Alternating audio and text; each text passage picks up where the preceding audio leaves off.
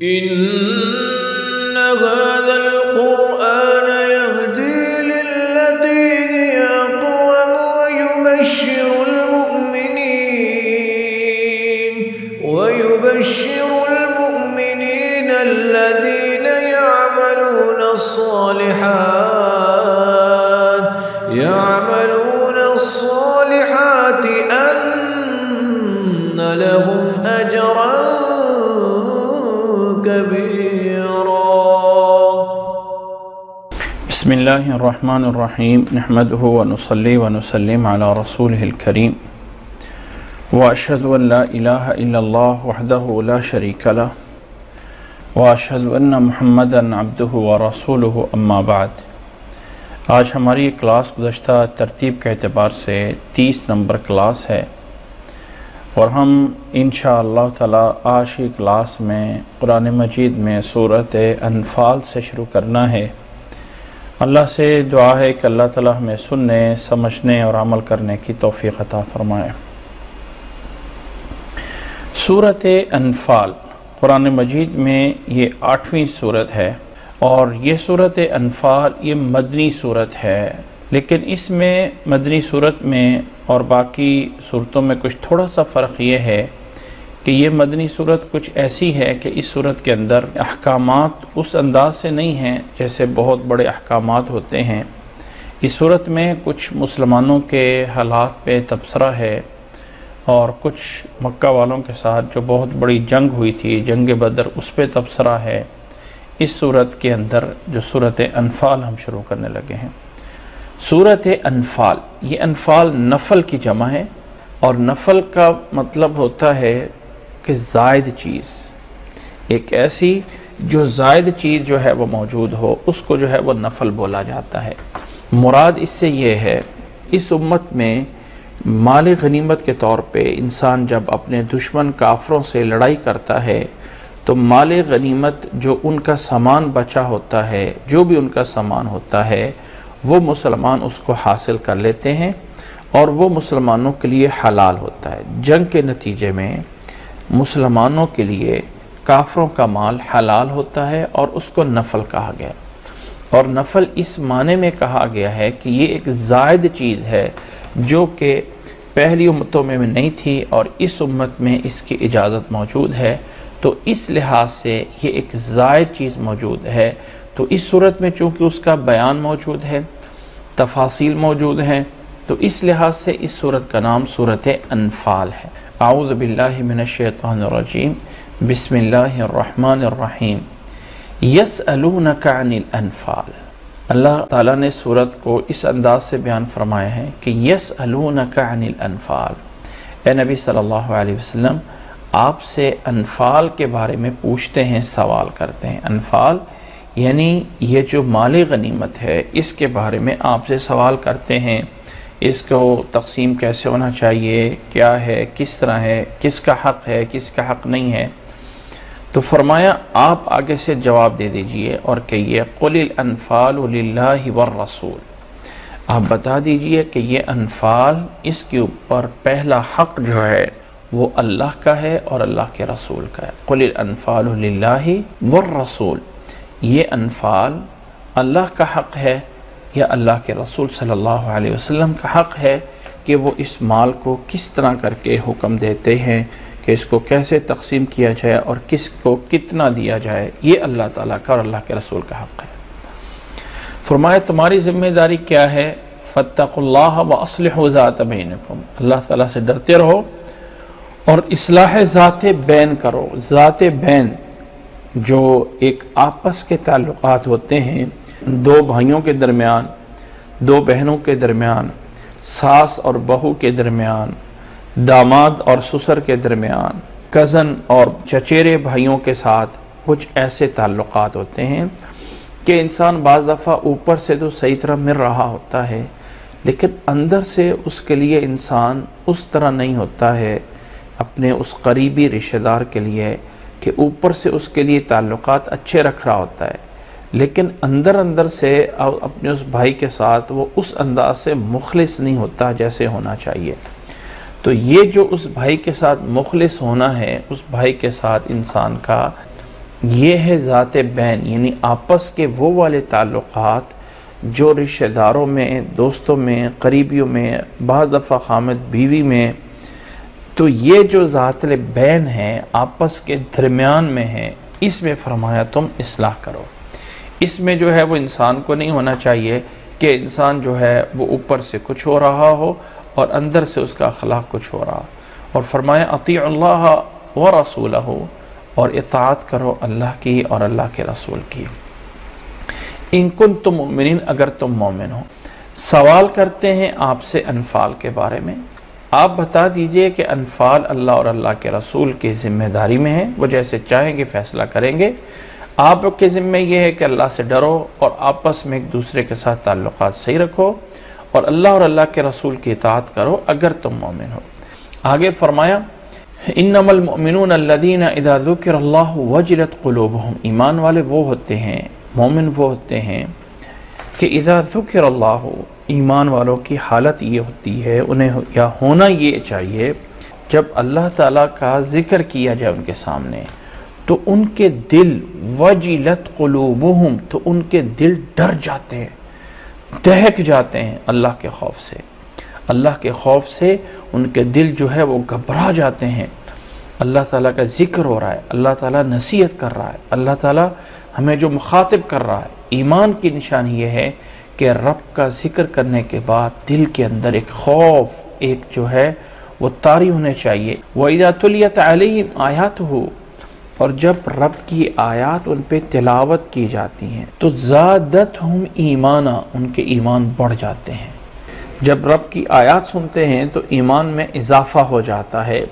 وَعَلَىٰ رَبِّهِمْ يَتَوَكَّلُونَ، اور وہ اپنے رب پہ بھروسہ کرتے ہیں۔ ایمان والوں کو ایسا ہونا چاہیے کہ اللہ پہ بھروسہ کرنے والے ہوں، رب پہ، کہ جو ہمارا رب ہے وہ ہمارے بارے میں جو فیصلہ کرتا ہے وہ صحیح ہے اور وہ حق ہے۔ آگے فرمایا الذین یقیمون الصلاۃ ومما رزقناہم ینفقون، فرمایا یہی وہ لوگ ہیں کہ جو نماز کو قائم کرتے ہیں، ومما رزقناہم ینفقون، اور اللہ تعالیٰ نے جو کچھ انہیں دیا ہے اس میں سے وہ خرچ کرتے ہیں۔ یہ ان لوگوں کا انجام کیا ہوگا؟ اولئک ھم المؤمنون حقا، یہ ہیں وہ حقیقت میں ایمان لانے والے، حق مومن۔ لہم درجات عند ربہم، انہی لوگوں کے لیے رب کے ہاں درجات ہیں اور مغفرت ہے، ورزق کریم، اور اللہ تعالیٰ کے ہاں ان کے لیے ایک عزت والی روزی اللہ تعالیٰ نے رکھی ہے۔ اب ذرا ان آیات پہ غور کیجئے۔ نتیجتاً جن لوگوں کے لیے ایک رزلٹ اور ایک تغمہ ہے کہ یہ ایمان والے حقیقت میں حق مومن حقیقی، اللہ تعالیٰ کے ہاں ان کے لیے مغفرت ہے، درجات ہیں اور رزق کریم ہے۔ جن لوگوں کو یہ انعام ملنا ہے اور جنہیں مومن ہونے کا ایک سرٹیفکیٹ ملنا ہے، ان کی صفات کیا ہے؟ نمبر 1، پہلے نمبر پہ اذا ذکر اللہ وجلت قلوبہم، اللہ کا ذکر آئے تو انسان کے دل میں ڈر پیدا ہونا چاہیے، ایک صفت۔ وَإِذَا تُلِيَتْ عَلَيْهِمْ آیَاتُهُ زَادَتْهُمْ ایمانا، اور جب آیات تلاوت کی جاتی ہیں تو ایمان بڑھ جاتا ہے۔ دوسری صفت وَعَلَىٰ رَبِّهِمْ يَتَوَكَّلُونَ، اور رب پہ بھروسہ کرتے ہیں۔ تیسری صفت الذین یقیمون الصلاۃ، جو لوگ نماز کو قائم کرتے ہیں۔ چوتھی صفت وَمِمَّا رَزَقْنَاهُمْ يُنْفِقُونَ، اور جو کچھ اللہ نے دیا ہے اس میں سے خرچ کرتے ہیں۔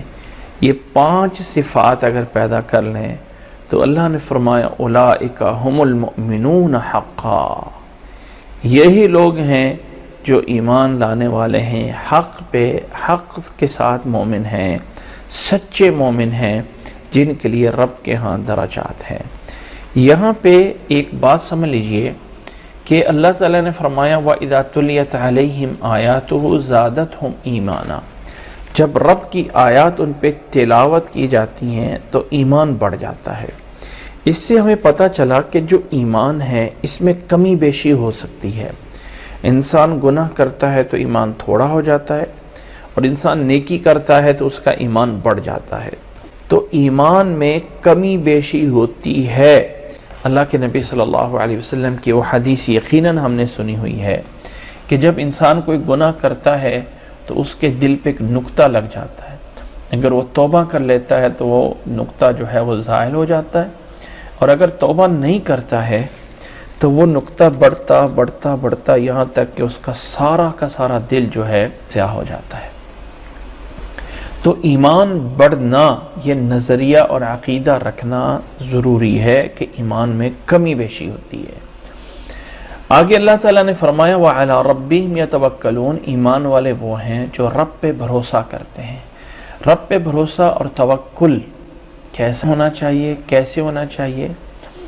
انسان کو اللہ تعالیٰ کے بارے میں یہ ذہن میں رکھنا چاہیے کہ جتنا میرے پاس اسباب ہے، ان اسباب سے کہیں زیادہ جتنا میرے پاس پیسے ہیں، جتنے میرے پاس گھر گاڑیاں ہیں، فلاں ہیں، اس سے زیادہ انسان کو اعتماد ہونا چاہیے اللہ کی ذات پہ کہ اللہ تعالیٰ اس سے زیادہ کہیں مجھے دے سکتا ہے، اور اللہ تعالیٰ اس سے اگر اللہ تعالیٰ یہ چھیننے پہ آئے، لینے پہ آئے، تو میں اللہ تعالیٰ کا کچھ نہیں بگاڑ سکتا ہوں۔ یہ معنی ہے کہ انسان اللہ تعالیٰ پہ بھروسہ کرتا ہو۔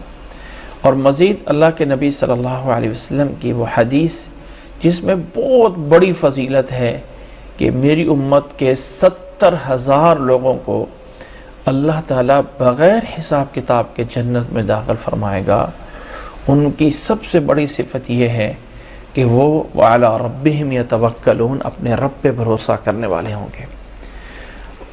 دنیا کے اندر اسباب کے اوپر اعتماد نہیں ہوگا، وہ کوئی بدشگونی، کوئی اس طرح کر کے جادو ٹونا، اس طرح کسی کام میں نہیں پڑیں گے، اور مکمل رب پہ بھروسہ کرنے والے ہوں گے، جنہیں کے بارے میں یہ اللہ کے نبی صلی اللہ علیہ وسلم نے فرمایا تھا کہ میری امت کے 70,000 لوگ بغیر حساب کتاب کے جنت میں جائیں گے۔ آگے اللہ تعالیٰ نے فرمایا ہے یہی ایمان والے جو لوگ نماز قائم کرتے ہیں، الذین یقیمون الصلاۃ، عربی میں صلاۃ پڑھنے کے لیے صلی یصلی کا لفظ استعمال ہوتا ہے، فلان یصلی، فلان صلی، فلان نماز پڑھ لی ہے، فلان نماز پڑھتا ہے، صلی یصلی ہوتا ہے۔ لیکن اللہ تعالیٰ نے اقامت کا مفعول بنا کے ہمیشہ اقامت کے مفعول کے ساتھ صلاۃ کو ذکر کیا ہے، جس کا معنی یہ ہے کہ نماز کے جتنے پہلو ہیں، جتنے اس کے احکامات ہیں، اور ان احکامات میں کیا چیز آتی ہے کہ نماز اخلاص کے ساتھ پڑھنا، نماز کو نبی صلی اللہ علیہ وسلم کے طریقے کے مطابق پڑھنا، نماز کو ہمیشہ اس کے ٹائم پہ پڑھنا، یہ ساری چیزیں جب پوری ہو جاتی ہیں تو تب جا کے نماز قائم ہوتی ہے۔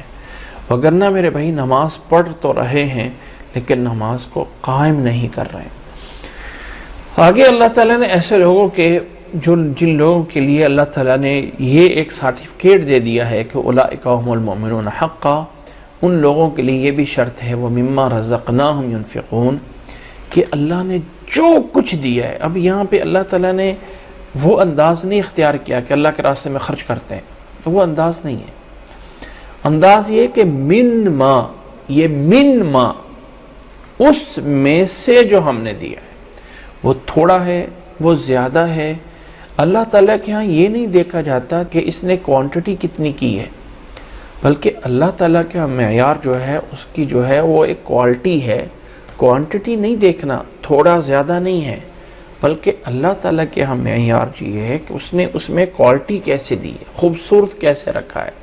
الذی خلق الموت والحیات لیبلوکم ایکم احسن عملا، اللہ نے زندگی اور موت کو پیدا کیا ہے تاکہ یہ جان سکے کہ تم میں سے اچھا کون کرتا ہے۔ یہ نہیں کہا لیبلوکم ایکم اکثر عملا، اس لیے خرچ کرنا تھوڑا کر دے لیکن انسان اس کو ایک اچھے انداز سے کر دے۔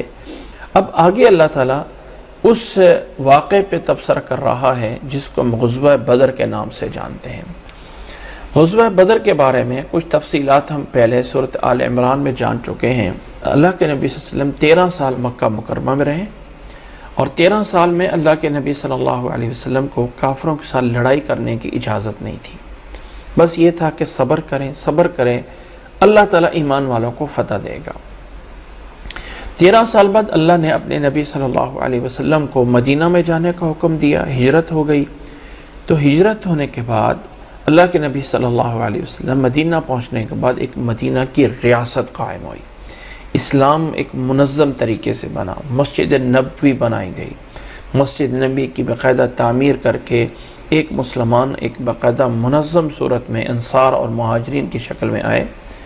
انصار نے اللہ کے نبی صلی اللہ علیہ وسلم کو مدینہ میں حفاظت کرنے کا ذمہ داری لی تھی۔ 2 سال ہو رہے تھے کہ اللہ تعالیٰ نے اجازت دی مسلمانوں کو کہ آپ کافروں کے ساتھ اپنے مخالفین کے ساتھ لڑائی اور جنگ کر سکتے ہیں، اور خاص طور پر وہ کافر جنہوں نے مسلمانوں کو نقصان پہنچایا ہوا ہے۔ تو اس میں سب سے پہلے اللہ کے نبی صلی اللہ علیہ وسلم کے جو بڑے مخالفین تھے وہ مکہ کے مشرکین تھے، اور جو مکہ سے مسلمان مدینہ آ گئے تھے، یہاں پہ ان مسلمانوں کا بہت زیادہ مال، اسباب، گھر، جائیداد سب کچھ مکہ میں چھوڑ کے آ گئے تھے۔ اب ان کا وہ مال، ان کے وہ گھر، ان کی وہ جائیدادیں، ان کی وہ سارا کچھ مکہ والوں نے قبضہ کر لیا تھا۔ اب مکہ والوں نے جب قبضہ کر لیا تو وہ اسی مال سے تجارت کرتے تھے۔ عرب کے اس دور میں قبائل میں تقسیم تھا، اور سب سے بڑا روزگار یہ تھا کہ ایک قبیلہ دوسرے پہ حملہ کر دیتا ہے، اس کو لوٹ لیتا ہے، دوسرا تیسرے پہ حملہ کر دیتا ہے۔ ایک غلہ بانی، بکریاں چرانا، یہ کچھ ہونا، کوئی بہت بڑی کھیتی نہیں ہوتی تھی، زراعت نہیں تھی، بڑا صحرائی علاقہ ہوتا تھا، بس ایک خانہ بدوش یہ ایک زیادہ تر قبائل تھے۔ ایک اس عرب کے اندر ایک واحد ایک ایسا علاقہ تھا جس کو مکہ مکرمہ کے نام سے جانا جاتا ہے۔ مکہ ام القریٰ، یہ بکہ، یہ جو شہر تھا، یہاں پہ انہیں ایک مرتبہ حاصل تھا کہ یہ اس میں ایک عکاظ کے بازار لگتے تھے، بڑی بڑی منڈیاں یہاں لگتی تھیں، اور مکہ کے قافلے جاتے تھے، 2 بڑے قافلے، ایک قافلہ شام کو جاتا تھا اور ایک قافلہ یمن کو جاتا تھا۔ جو شام کی طرف جاتا تھا وہ گرمیوں میں جاتا تھا کہ وہاں سردیاں ہیں، تو یہ گرمیوں میں جاتے تھے تاکہ وہاں پہ جو ہے وہ ذرا موسم جو ہے وہ نرم ہوگا، نارمل ہوگا، تو وہاں کا مال خرید کے مکہ میں لاتے۔ جب سردیوں کا سیزن آتا تو یہ یمن کی طرف جاتے کیونکہ ادھر گرم علاقہ ہے، تو ادھر کا مال ادھر لے جاتے۔ تو پورا ایک لائن اور ایک چین بنی ہوئی تھی، وہ شام سے، فلسطین سے، ادھر سے سیدھا مدینہ سے آتے ہوئے مکہ میں، اور مکہ سے آگے جو ہے وہ نیچے یمن کی طرف یہاں تک۔ اور اللہ تعالیٰ نے یہ بڑی نعمتیں دی ہوئی تھی مکہ والوں کو کہ جس دور میں سب لوگ لوٹ مار کرتے تھے، ان کے قافلوں کو یہ کہہ کے چھوڑ دیا جاتا تھا کہ یہ حرم کے پاس وہاں ہے۔ اور اللہ تعالیٰ نے یہ جو حرم ہے مکہ مکرمہ کا، اس کو ابراہیم علیہ السلام کے دور سے عزت بخشی تھی۔ ابراہیم علیہ السلام کے دور سے عزت چلتی آ رہی تھی، حج اور عمرہ چلتا آ رہا تھا، اگرچہ شکل وہ نہیں تھی، طواف ہوتا تھا، حج ہوتا تھا، باقاعدہ ہوتا تھا، لوگ حج کے لیے آتے تھے۔ الگ بات ہے کہ وہ ترتیب، وہ کیفیت وہ نہیں ہوگی جیسے اللہ کے نبی صلی اللہ علیہ وسلم نے ہمیں سکھائی ہے۔ اس میں بہت ساری چیزیں انہوں نے غلط رد و بدل کر دی ہوئی تھی، لیکن حج ہوتا تھا۔ اور یہاں پہ نبی صلی اللہ علیہ وسلم جس سن میں پیدا ہوئے ہیں، ایک بہت بڑا واقعہ بھی پیش آیا، جس کو ہم یمن کے بادشاہ ابرہہ نے یہ چاہا کہ لوگ سارے مکہ جاتے ہیں، کیوں نہ ہو کہ میں مکہ کا جو کعبہ ہے وہ اپنے علاقے یمن میں ہی بنا لوں اور سارے کے سارے لوگ میرے پاس آیا کریں۔ اصل یہ پیچھے جنگ تھا، ایک اکانومی جنگ، یہ دنیا میں اس وقت سے چلتی آ رہی ہیں لڑائیاں کہ میں جو دنیا کی اکانومی ساری میرے ہاتھ میں آ جائے۔ تو اب مکہ کے پاس یہ سرداری تھی، سب لوگ وہاں پہ آتے تھے، اپنا مال لے کے بیچتے تھے، خریدتے تھے، جاتے تھے۔ اتنے بڑے قافلے جو ہیں اس مکہ میں آتے جاتے تھے۔ مکہ اس پورے کے پورے عرب کے اندر ایک تجارتی منڈی کے نام سے معروف تھا۔ تو اللہ کے نبی صلی اللہ علیہ وسلم کو اللہ تعالیٰ نے جب جنگ کی اجازت دی تو سب سے پہلے یہ آغاز کیا کہ مکہ والوں نے مسلمانوں کے مال اسباب لوٹ کے مکہ میں قبضہ کر لیا تھا۔ اب مدینہ میں یہ جو مسلمان آگے ہوئے تھے، یہ حق رکھتے ہیں کہ اپنا مال حاصل کریں۔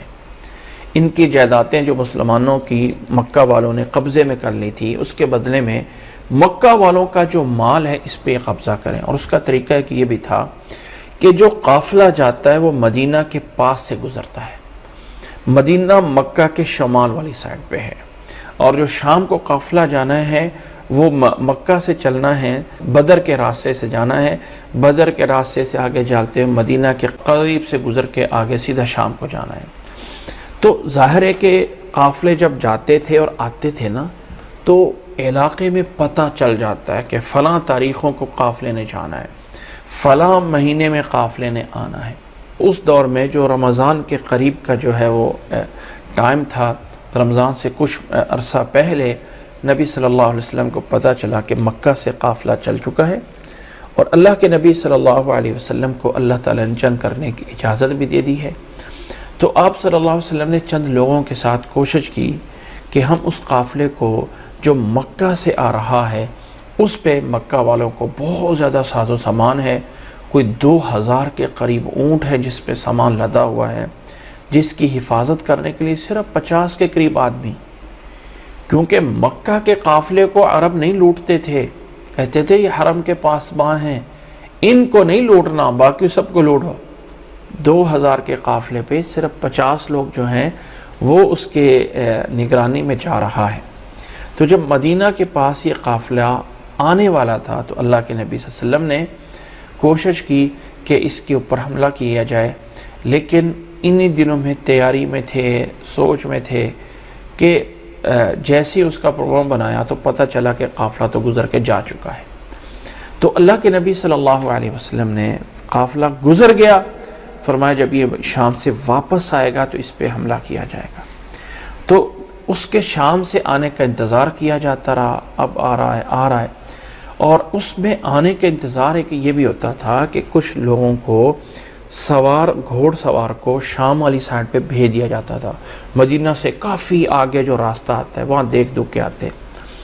جب آنے کے دن قریب ہو گئے تو مدینہ سے گھوڑ سوار جاتے اور جا کے وہاں بیٹھ کے انتظار کرتے رہتے اور واپس آ جاتے، کوئی نام و نشانی تو واپس آ جاتے۔ ایک دن مدینہ کے گھوڑ سوار گئے اور واپس آ گئے، جب واپس آ گئے تو پیچھے سے قافلہ اس جگہ تک پہنچ گیا جہاں تک یہ گھوڑ سوار جا کے دیکھا کرتے تھے۔ تو گھوڑ سواروں نے آنے کا جب قافلے کا آثار دیکھے تھے تو وہ چلے گئے تھے، انہوں نے جا کے مدینہ میں بتا دیا کہ قافلہ آ رہا ہے۔ ادھر سے جب قافلہ اس جگہ پہ پہنچا جہاں پہ گھوڑ سوار تھے تو اس کے قائد تھے ابو سفیان مسلمان نہیں ہوئے تھے۔ تو ذہانت اتنی تھی کہ وہ گھوڑوں کا جو گرا ہوا، یعنی ان کا جو کھایا ہوا بھوسا ہے، وہ جو گھوڑوں نے کیا ہوا لید وغیرہ کی شکل میں، تو اس کو توڑ کے دیکھا زمین سے اٹھا کے، تو اس میں کھجور کا چارہ پایا، کہنے لگا یہ مدینے کے گھوڑے ہیں، یہ مدینہ کا چارہ کھایا ہوا ہے، اس لیے مدینہ والے ہم پہ حملہ کر سکتے ہیں۔ سیدھا کا سیدھا قافلے کا وہیں سے رخ بدل دیا، بجائے مدینہ کے پاس گزرنے کے رخ بدل کے سیدھا سمندر والی سائڈ پہ قافلہ جو ہے موڑ دیا اور سمندر اور راستے پہ جو ہے وہ چلنا شروع کر دیا۔ اللہ کے نبی صلی اللہ علیہ وسلم عالم الغیب نہیں ہے، اگر عالم الغیب ہوتے جان لیتے کہ جس قافلے کو ہم حاصل کرنا چاہتے ہیں وہ راستہ بدل چکا ہے، وہ راستہ بدل کے دوسرے راستے پہ سمندر کے قریب، گویا کہ آج کل کے لحاظ سے جدہ کے قریب اس سائڈ سے آ گیا۔ ایک ہوتا ہے مکہ سے سیدھا مدینہ جانا، اور ایک ہوتا ہے کہ مکہ سے پہلے جدہ میں جائیں، جدہ سے پھر راستے میں مدینہ جائیں، تو اس ادھر والے راستے سے وہ جو ہے قافلہ چل پڑا، اور انہوں نے ساتھ ایک بندہ تیز سوار یعنی بھیج دیا مکہ کی طرف کہ مکہ میں جا کے بتاؤ کہ قافلے پہ حملہ ہو گیا ہے۔ ادھر سے نبی صلی اللہ علیہ وسلم مدینہ سے، قافلہ تھوڑا سا ہے، 50 آدمی ہیں، اللہ کے نبی صلی اللہ علیہ وسلم 313 لوگوں کو ساتھ لے کے نکلے اور سوچا کہ بدر میں پہنچتے ہیں کیونکہ راستہ یہی ہے۔ بدر میں ایک پہاڑیاں سی ہیں، وہ ایک ایسی جگہ ہے کہ وہاں ہم ان لوگوں سے مقابلہ کر سکتے ہیں اور وہاں ہم سامان لے کے مدینہ میں آ سکتے ہیں۔ تو اللہ کے نبی صلی اللہ علیہ وسلم مدینہ سے بدر کی طرف چلے کہ جو قافلہ شام سے آ رہا ہے بدر میں اس کو پکڑیں گے۔ قافلہ تو نیچے کے راستے سے سیدھا مکہ جا رہا تھا۔ مکہ میں جب اعلان ہوا کہ محمد صلی اللہ علیہ وسلم نے، مدینہ والوں نے مکہ والوں کے قافلے پہ حملہ کر دیا ہے، تو مکہ سے ہر بندہ جوش اور غصے میں جو ہے وہ نکل پڑا، اور اس طرح کر کے ابو جہل کی قیادت میں سارے کے سارے بڑے سردار بھی ساتھ ہیں، اور ابو جہل کی قیادت میں 1000 کا لشکر اس معروف راستے پہ مکہ کی طرف پہنچا۔ جن دنوں میں مکہ والے بدر پہنچے، انہی دنوں میں مدینہ والے بھی بدر پہنچے، یعنی وہ لڑائی والا قافلہ، لڑائی والا لشکر۔ اب مکہ والوں کو پتہ چل گیا تھا کہ لشکر نکل گیا، ان کو اطلاع مل گئی۔ مکہ والوں میں درمیان میں اختلاف ہو گیا کہ اب لڑائی کرنی چاہیے یا نہیں کرنا چاہیے۔ ابو جہل نے بڑی شرارت کی، اور اس سے پہلے 2 آدمی قتل ہو چکے ہوئے تھے جو کہ غلطی سے مسلمانوں سے قتل ہو گئے تھے، ان کو بنیاد بنا کے اندر جو ہے وہ شور ڈلوایا اور کہا کہ مسلمانوں سے لڑائی ہونی چاہیے۔ الغرض کافر جوش میں آگے اور لڑائی کرنے کے لیے 1000 کا لشکر یہ بدر میں پہنچ گیا۔ ادھر اللہ کے نبی صلی اللہ علیہ وسلم کے صحابہ کو جب پتہ چلا کہ ہم تو وہ والا قافلہ وہ حاصل کرنے آئے تھے اور یہاں تو ہماری لڑائی ہو رہی ہے، لڑائی بڑے لشکر سے ہوگی، تو دل میں گھبرا گئے۔ پہلے نمبر پہ گھبراہٹ آئی۔ وہ جب بدر کی طرف پتہ چلا تو ایسے لگا جیسے ہم موت کی طرف جا رہے ہیں۔ 313 ہے، کوئی سامان نہیں ہے، کوئی کچھ نہیں ہے۔ ہم تو لینا تو چاہتے تھے وہ قافلہ تجارتی والا، اور یہاں پہ وہ لشکر آ گیا، بڑا لشکر جرار، 1000 کا لشکر ہے۔ ادھر مسلمان جو ہے وہ 313 ہے، تھوڑے سے، کوئی سامان نہیں، کوئی کچھ نہیں ہے، 2 گھوڑ سوار ہیں، اور لوگوں کے پاس سب کے پاس تلواریں بھی نہیں ہیں۔ ادھر جو 1000 کا لشکر ہے پوری تیاری کے ساتھ ہے، سارا کچھ ان کے پاس موجود ہے، سب تیاری ہے، سب اسلحہ ہے، پورے جوش کے ساتھ آیا کھڑا ہے، اور جوش اور غصہ بھی پوری طرح موجود ہے۔ اللہ تعالیٰ چاہتا تھا کہ مقابلہ ہو جائے۔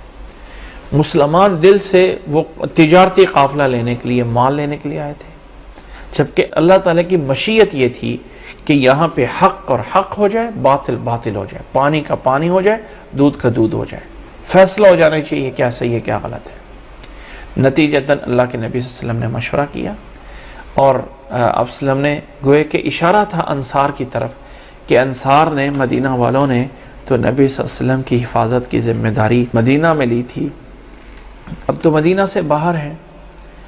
تو اس موقع پہ صحابہ نے فرمایا تھا اللہ کے نبی صلی اللہ علیہ وسلم آپ ہمیں برق غماد تک بھی لے جانا ہے، کہ دور کا علاقہ، وہاں تک آپ ہمیں آرڈر دیں تو ہم وہاں تک بھی آپ کے ساتھ جا کے لڑیں گے۔ اگر ہمیں آپ دریا میں کودنے کے لیے کہہ دیں تو ہم اس میں بھی کود جائیں گے، ہم موسیٰ علیہ السلام کی قوم کی طرح نہیں ہیں، جاؤ تم لڑو اور ہم پیچھے بیٹھے ہوئے ہیں، جاؤ انت وربک فقاتلا انا ہاہنا قاعدون، ہم یہ نہیں بولیں گے۔ نبی صلی اللہ علیہ وسلم کا چہرہ ایک چمک اٹھتا ہے، اللہ تعالیٰ سے گڑ گڑا کے دعائیں کرتے ہیں، اور اللہ تعالیٰ فرشتوں کے ذریعے مدد بھیج دیتا ہے، اور اس طرح کر کے کافروں کو جڑ کاٹ دی جاتی ہے، اور ان کے 70 لوگ جو اوپر سے سردار تھے، ابو جہل، ولید، عتبہ، شیبہ، یہ جو سارے سردار تھے یہ مارے جاتے ہیں، اور 70 لوگ ان کے قید ہو جاتے ہیں، قیدی بن جاتے ہیں، وہ جاتے ہیں، اور وہاں پہ کافروں کا وہ مال غنیمت مسلمانوں کے ہاتھوں آتا ہے، اور مسلمان اس کو خوشی خوشی لے کے جاتے ہیں، اور یہ واقعہ 17 رمضان کو ہوتا ہے۔ اس واقعے کی خوشی کے بعد 1 شوال کو اللہ تعالیٰ مسلمانوں کو عید دیتا ہے، عید عطا فرماتا ہے کہ اب یہ اللہ کی طرف سے تمہیں ایک بہت بڑی خوشی دی۔ اور یہ واقعہ بدر ایک اسلام میں بنیادی پہلی جنگ تھی، اور اللہ نے مسلمانوں کو فتح دی تھی۔ اس میں مسلمانوں کی طرف سے کوئی 13 کے قریب لوگ بھی شہید ہوتے ہیں، لیکن وہ لوگ شہید ہوتے ہیں جن کا کوئی بڑا نام نہیں، مطلب جیسے ایک سائڈ پہ ابو جہل ہے، عتبہ اور شیبہ، ولید وہ ہیں، دوسری مقابل میں مسلمانوں میں وہ گمنام سے لوگ وہ شہید ہوتے ہیں، جبکہ مسلمان کے جو فرنٹ لائن کے لوگ ہیں، اللہ کے نبی صلی اللہ علیہ وسلم کے ساتھ حضرت ابوبکر ہیں، حضرت عمر ہیں، حضرت علی ہیں، حضرت عثمان رضی اللہ تعالیٰ عنہ جنگ بدر میں شریک نہیں ہو سکے تھے، کیونکہ حضرت رقیہ رضی اللہ تعالیٰ عنہ اللہ کے نبی صلی اللہ علیہ وسلم کی بیٹی ہیں، وہ ان دنوں میں سخت بیمار تھی، اور اللہ کے نبی صلی اللہ علیہ وسلم نے خود منع کیا تھا حضرت عثمان کو کہ آپ نہ جائیں۔ اور 1400 سال کے بعد اگر کوئی انسان اپنے منہ سے گندے الفاظ سے یہ کہتا ہے کہ وہ عثمان جو نبی کے ساتھ نہ بدر میں شریک ہوا نہ احد میں شریک ہوا، تو اسے جان لینا چاہیے کہ جو نبی صلی اللہ علیہ وسلم کا حکم مانتا ہے، نبی کا آرڈر مانتا ہے، وہ نبی کے ساتھ آنے سے زیادہ بہتر ہے۔ تو اللہ کے نبی صلی اللہ علیہ وسلم کی بیٹی حضرت رقیہ بیمار تھیں، اور اللہ کے نبی صلی اللہ علیہ وسلم نے خود حضرت عثمان کو روکا تھا کہ تم ہمارے ساتھ نہ جاؤ۔ یہ ہے اس واقعے کی تھوڑی سی تفاصیل۔ اب آگے ہم اس واقعے کی طرف چلتے ہیں۔ قرآن مجید میں اس واقعے پہ کن الفاظ پہ تبصرہ کیا گیا ہے؟ تو اللہ تعالیٰ نے فرمایا، اے نبی صلی اللہ علیہ وسلم، کما اخرج ربک من بیتک بالحق وان فریقا من المؤمنین لکارہون، جو مومن حقیقت میں مومن ہوتے ہیں تو اسی طرح اللہ تعالیٰ نے ایسے مومنوں کے ساتھ یہ بھی ہوتا ہے۔ فرمایا کما اخرجک ربک من بیتک بالحق، جیسے وہ مومن ہیں ایسے ہی تیرے رب نے بھی تجھے گھر سے حق کے ساتھ جو ہے وہ نکالا تھا۔ حق کے ساتھ یعنی نبی صلی اللہ علیہ وسلم کا اس قافلے کے لیے جانا کوئی جرم نہیں تھا، قافلے کو حاصل کرنے کے لیے جانا کوئی گناہ نہیں تھا، بلکہ اللہ نے خود اجازت دی تھی۔ وہ مال اسباب مسلمانوں کا جو کافروں نے لوٹ لیا تھا اسے حاصل کرنا مسلمانوں کا حق تھا۔ تو فرمایا کما اخرجک ربک من بیتک بالحق وان فریقا من المؤمنین، اگرچہ مسلمانوں کا ایک گروہ اس کو ناپسند کر رہا تھا، مومنوں میں سے کچھ لوگ تھے جو اس کو یعنی تھوڑی سی ایک طبیعت میں ہوتا ہے بعض دفعہ کہ جنگ جو ہے وہ پسندیدہ نہیں ہوتی ہے۔ یہاں اللہ تعالیٰ نے مومن کہا ہے وَإِنَّ فَرِيقًا مِّنَ الْمُؤْمِنِينَ، اللہ تعالیٰ نے منافق لفظ نہیں بولا ہے، یاد رکھ لیں، مومن بولا ہے کہ وَإِنَّ فَرِيقًا مِّنَ الْمُؤْمِنِينَ لَكَارِهُونَ۔ جب مومن اللہ بول رہا ہے تو کسی دوسرے انسان کو کوئی جرت نہیں ہوتی کہ وہ دوسروں کو کہہ دے کہ نبی کے ساتھ جو لوگ تھے وہ مومن نہیں تھے۔ اللہ تعالیٰ نے کہا وَإِنَّ فَرِيقًا مِّنَ الْمُؤْمِنِينَ لَكَارِهُونَ، مومنوں میں سے ایک گروہ تھا جو اس کو ناپسند کر رہا تھا، وہ انسانی طبیعت کی بنیاد پہ ہوتا ہے۔ بعض طبیعتیں ایسی ہوتی ہیں جو اس طرح کے لڑائی اور جھگڑے کو کبھی کبھی نہیں بھی جو ہے وہ یعنی چاہتے ہوتے۔ فرمایا یجادلونک فی الحق بعدما تبین، یہ لوگ، یہ ایمان والے لوگ آپ صلی اللہ علیہ وسلم کے ساتھ اس بارے میں جس میں آپ نکلے ہیں آپ کے ساتھ تھوڑے سے جو ہے یجادلونک کا جدال کر رہے تھے، یعنی بحث مباحثہ کر رہے تھے۔ ہم تو لشکر قافلے کے لیے آئے ہیں، ہمیں تو وہ قافلہ تجارتی چاہیے تھا، لڑائی تو ہمیں چاہیے یہ نہیں تھی، ہم لڑائی میں پڑ گئے ہیں۔ بعدما تبین، جب واضح ہو گیا کہ اب ہمارا مقابلہ دشمن بڑے سے ہے، ہمارا مقابلہ وہ چھوٹا قافلہ نہیں ہے جس سے ہم 50 بندے کو 313 جو ہے وہ ختم کر دیں گے اور سارا قافلہ لے کے مدینہ چل جائیں گے، نہیں، اب ایک لشکر جرار سے مقابلہ ہے۔ کأنما یساقون الی الموت، فرمایا ان کی حالت یہ تھی کہ جیسے کہ ان کو موت کی طرف کھینچا جا رہا ہے۔ تھوڑا سا بعض لوگوں میں ڈر بھی آ گیا، وہم ینظرون، اور وہ دیکھ رہے تھے، کأنہم یساقون الی الموت وہم ینظرون، جیسے وہ دیکھ رہے ہیں اور انہیں موت کی طرف جو ہے وہ ہانکا جا رہا ہے، لے جایا جا رہا ہے۔ کچھ لوگوں کی حالت ایسی ہوئی تھی، لیکن یہ ایک طبیعت ہوتی ہے انسانی، اس بنیاد پہ کہنا کہ وہ لوگ جو ہے کچھ ایسا کر رہے تھے ویسا کر رہے تھے، نہیں۔ اللہ تعالیٰ کا قرآن ایسا ہے قیامت تک کہ اللہ تعالیٰ نے انصاف کے ساتھ کیا ہے، اور انسان جتنا بھی نیک ہو جائے، جتنا بھی نیک ہو جائے، نیکی کے کس درجے پر بھی چلا جائے، تو انسان کے دل میں دنیا کے حالات کی بنیاد پہ کبھی کبھی خوف آ جاتا ہے، میرے ساتھ کیا ہونے والا ہے، میں کہاں جا رہا ہوں، کیا نتیجہ بنے گا، کیا ہوگا۔ تو کچھ لوگ ایسے ہوتے ہیں۔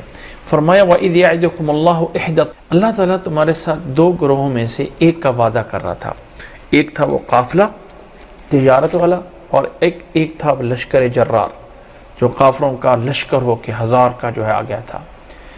وَإِذْ يَعِدُكُمُ اللَّهُ إِحْدَى الطَّائِفَتَيْنِ أَنَّهَا لَكُمْ، کہ ان میں سے ایک کے ساتھ تمہارا مقابلہ ہوگا۔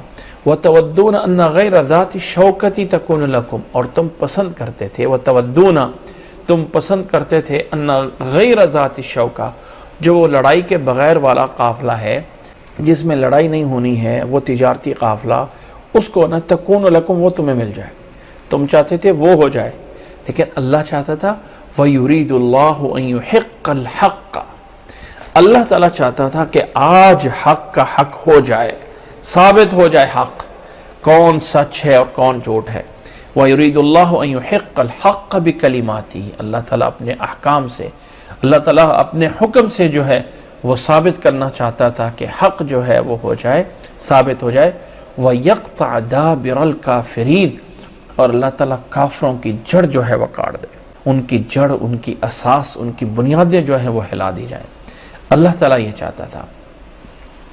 فرمایا لِيُحِقَّ الْحَقَّ وَيُبْطِلَ الْبَاطِلَ، تاکہ اللہ تعالیٰ حق کو حق بنائے اور باطل کو باطل کرے، سچ سچ یہ ہے، جھوٹ جھوٹ یہ ہے۔ وَلَوْ كَرِهَ الْمُجْرِمُونَ، اگرچہ مجرم جو ہے وہ یہ بات ناپسند کرتے ہوتے ہیں۔ جب کسی بھی جگہ پہ کوئی بھی مجرم ہو کہ وہ نہیں چاہتے ہوتے کہ حق واضح ہو جائے، اس سے مراد وہ کافر ہیں، وہ کافر وہ نہیں چاہتے، جبکہ اللہ تعالیٰ ثابت کرنا چاہتا تھا حق یہ ہے، فلاں ہے فلاں ہے۔ اب اس کے کچھ مناظر اللہ تعالیٰ پیش کر رہا ہے۔ اِذْ تَسْتَغِيثُونَ رَبَّكُمْ، یاد کرو ذرا اس وقت کو جب رب سے مانگ رہے تھے، فَاسْتَجَابَ لَكُمْ، تمہارے رب نے تمہاری دعاؤں کو قبول کیا تھا اور فرمایا تھا انی ممدکم بِأَلْفٍ مِّنَ الْمَلَائِكَةِ مُرْدِفِينَ، میں تمہیں 1000 کا لشکر ایک دوسرے کے پیچھے جو ہے وہ مدد کرنے کے لیے بھیجوں گا۔ یاد کرو جب اللہ تعالیٰ نے تمہیں 1000 کے لشکر کا تم سے کہا تھا، اس کے ذریعے میں تمہاری مدد کر رہا ہوں، اور فرشتوں کا ہوگا، ایک دوسرے کے پیچھے لگاتار لگے ہوئے ہوں گے۔ پھر فرمائے وَمَا جَعَلَهُ اللَّهُ إِلَّا بُشْرَى وَلِتَطْمَئِنَّ بِهِ قُلُوبُكُمْ، اللہ تعالیٰ نے اس کو تمہارے لیے خوشخبری بنایا ہے تاکہ تمہارے دل پہ وہ مطمئن ہو جائیں۔ وَمَا النَّصْرُ إِلَّا مِنْ عِنْدِ اللَّهِ، اگرچہ مدد تو اللہ کی طرف سے ہوتی ہے، اللہ تعالیٰ فرشتوں کا بھی محتاج نہیں ہے، اللہ فرشتوں کے بغیر بھی مدد کر سکتا ہے۔ ان اللہ عزیز حکیم، بے شک اللہ تعالیٰ غالب اور حکمت والا ہے۔ یہاں پہ اللہ تعالیٰ نے بِأَلْفٍ مِّنَ الْمَلَائِكَةِ کہا ہے، اور پیچھے صورت آل عمران میں ہم پڑھ چکے ہیں، وہاں پہ اللہ تعالیٰ نے کیا فرمایا تھا؟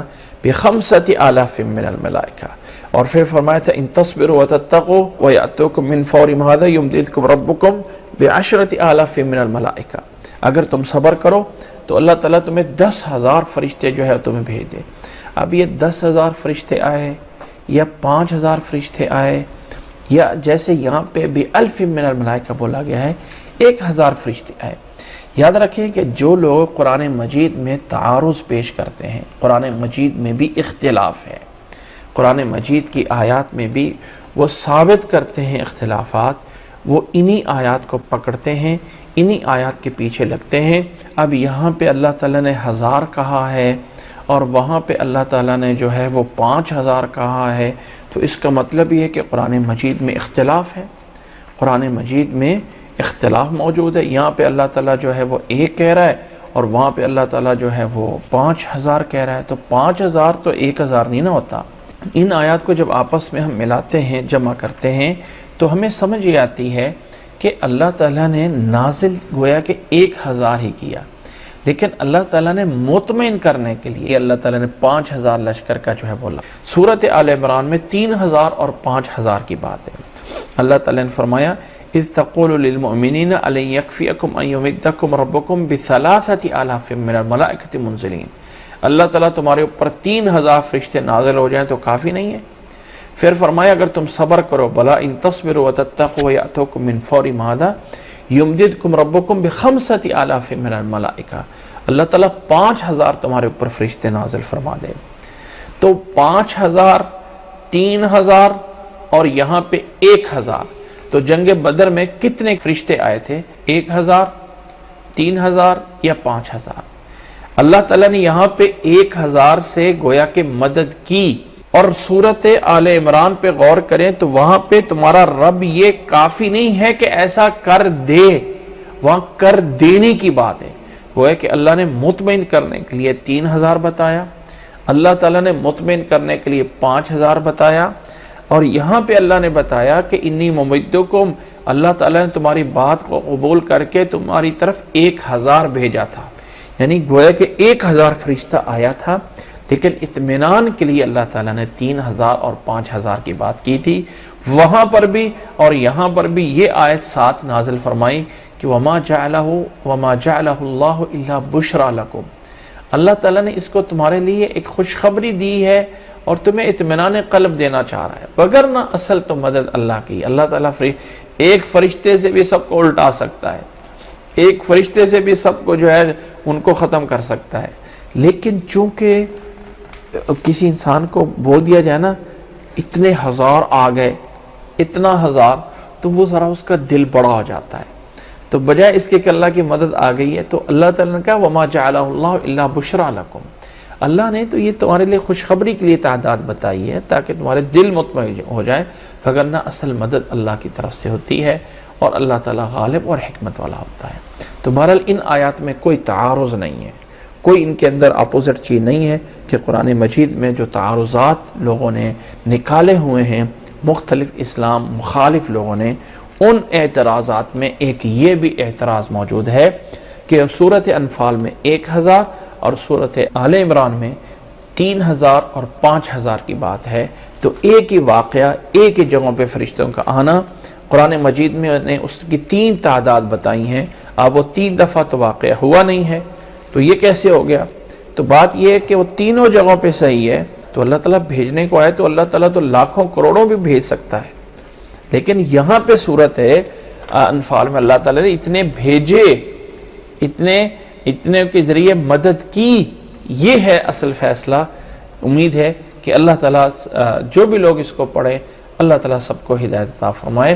آگے اللہ تعالیٰ نے فرمایا اِذْ يُغَشِّيكُمُ النُّعَاسَ أَمَنَةً مِّنْهُ، جنگ بدر میں مسلمانوں کو اللہ تعالیٰ اطمینان دینے کے لیے، اللہ تعالیٰ ان کو جو ہے وہ تھوڑا سا دلی لحاظ سے مطمئن کرنے کے لیے فرمایا وہ وقت بھی یاد کرو کہ جنگ کے دوران اللہ تعالیٰ تمہارے اوپر اونگ طاری کر رہا تھا، اونگیں آ رہی تھی۔ انسان تو ہوتا ہے نا ڈرتا ہے لڑائی میں، مسلمانوں کو اللہ نے اونگ دی ہوئی تھی کہ جنگ میں بھی سونے والے ہو جاؤ تاکہ دل مطمئن امن میں رہے۔ انسان اونگتا تب ہی ہے نا جب انسان جو ہے وہ ظاہری پریشانی کو کچھ نہیں محسوس کر رہا ہوتا ہے۔ تو اللہ تعالیٰ نے اس طرح کر کے فرمایا امنۃ منہ، یہ اللہ تعالیٰ کی طرف سے امن تھا۔ وَيُنَزِّلُ عَلَيْكُم مِّنَ السَّمَاءِ مَاءً لِيُطَهِّرَكُم بِهِ، اور اللہ تعالیٰ نے اس دن آسمان سے بارش نازل کر دی۔ مسلمان بدر میں جب پہنچے تھے تو کافر پہنچ چکے تھے، تو مسلمان جو ہے کہ ریتلی جگہ پہ آئے، رات کو بارش ہوئی، ریت والی جگہ جو ہے وہ جم گئی ریت، اس پہ چلنا آسان ہو گیا، اور کافروں والی سائڈ جو پکی جگہ تھی وہاں بارش آئی تو وہ کیچڑ بن گیا۔ مسلمانوں والی سائڈ پہ اللہ تعالیٰ نے وہ پانی بھیج کر اللہ تعالیٰ نے ایک تو جگہ سیدھی کر دی، اور ایک اللہ تعالیٰ نے دلوں کو بھی ایک رحمت دے کے رحمت فرمائی کہ دلوں پہ بھی اطمینان آ گیا۔ فرمایا وَنَزِّلُ عَلَيْكُم مِّنَ السَّمَاءِ مَاءً لِيُطَهِّرَكُم بِهِ، تاکہ اللہ تعالیٰ اس کے ذریعے تمہیں پاک کرے۔ وَيُذْهِبَ عَنكُم رِجْسَ الشَّيْطَانِ، اور شیطان کی جو پالیدی ہے، شیطان جو وسوسے ڈال رہا ہے، اللہ تعالیٰ اس کو دور کرے۔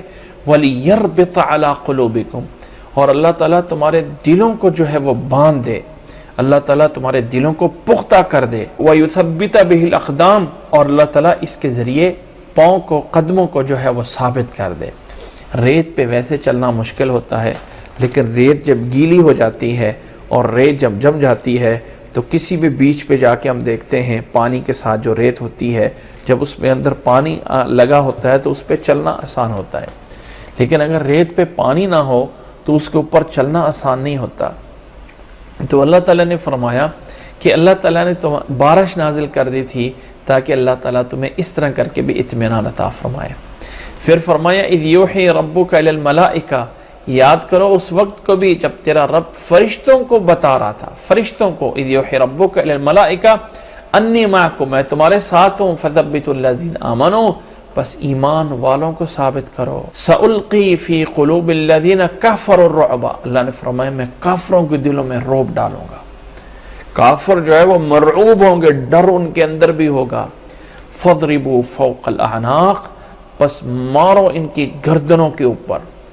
وَضْرِبُوا مِنْهُمْ كُلَّ بَنَانٍ، اور ایسے ہی ان کے ہاتھوں کے اوپر، ہاتھوں کے جوڑوں کو بنان بولتے ہیں، یہ جو جوڑ ہوتے ہیں انگلیوں کے، ان کو جو ہے وہ بنان بولا جاتا ہے، تو ان کے اوپر جو ہے مارو، تم ان کے گردنوں پہ مارو، ان کے جو ہے ہاتھوں پہ مارو۔ ان کو اللہ تعالیٰ کی طرف سے فرمائے اس لیے کہ ذَلِكَ بِأَنَّهُمْ شَاقُوا اللَّهَ وَرَسُولَهُ، انہوں نے اللہ اور اللہ کے رسول کی مخالفت کی تھی، اللہ اور اللہ کے رسول کے ساتھ جنگ کی ہے۔ وَمَن يُشَاقِقِ اللَّهَ وَرَسُولَهُ، اور جو کوئی شقاق کرتا ہے اللہ کے ساتھ اور اللہ کے رسول کے ساتھ، فَإِنَّ اللَّهَ شَدِيدُ الْعِقَابِ، بس اللہ تعالیٰ سخت سزا دینے والا ہے، بڑے سخت عقاب والا ہے۔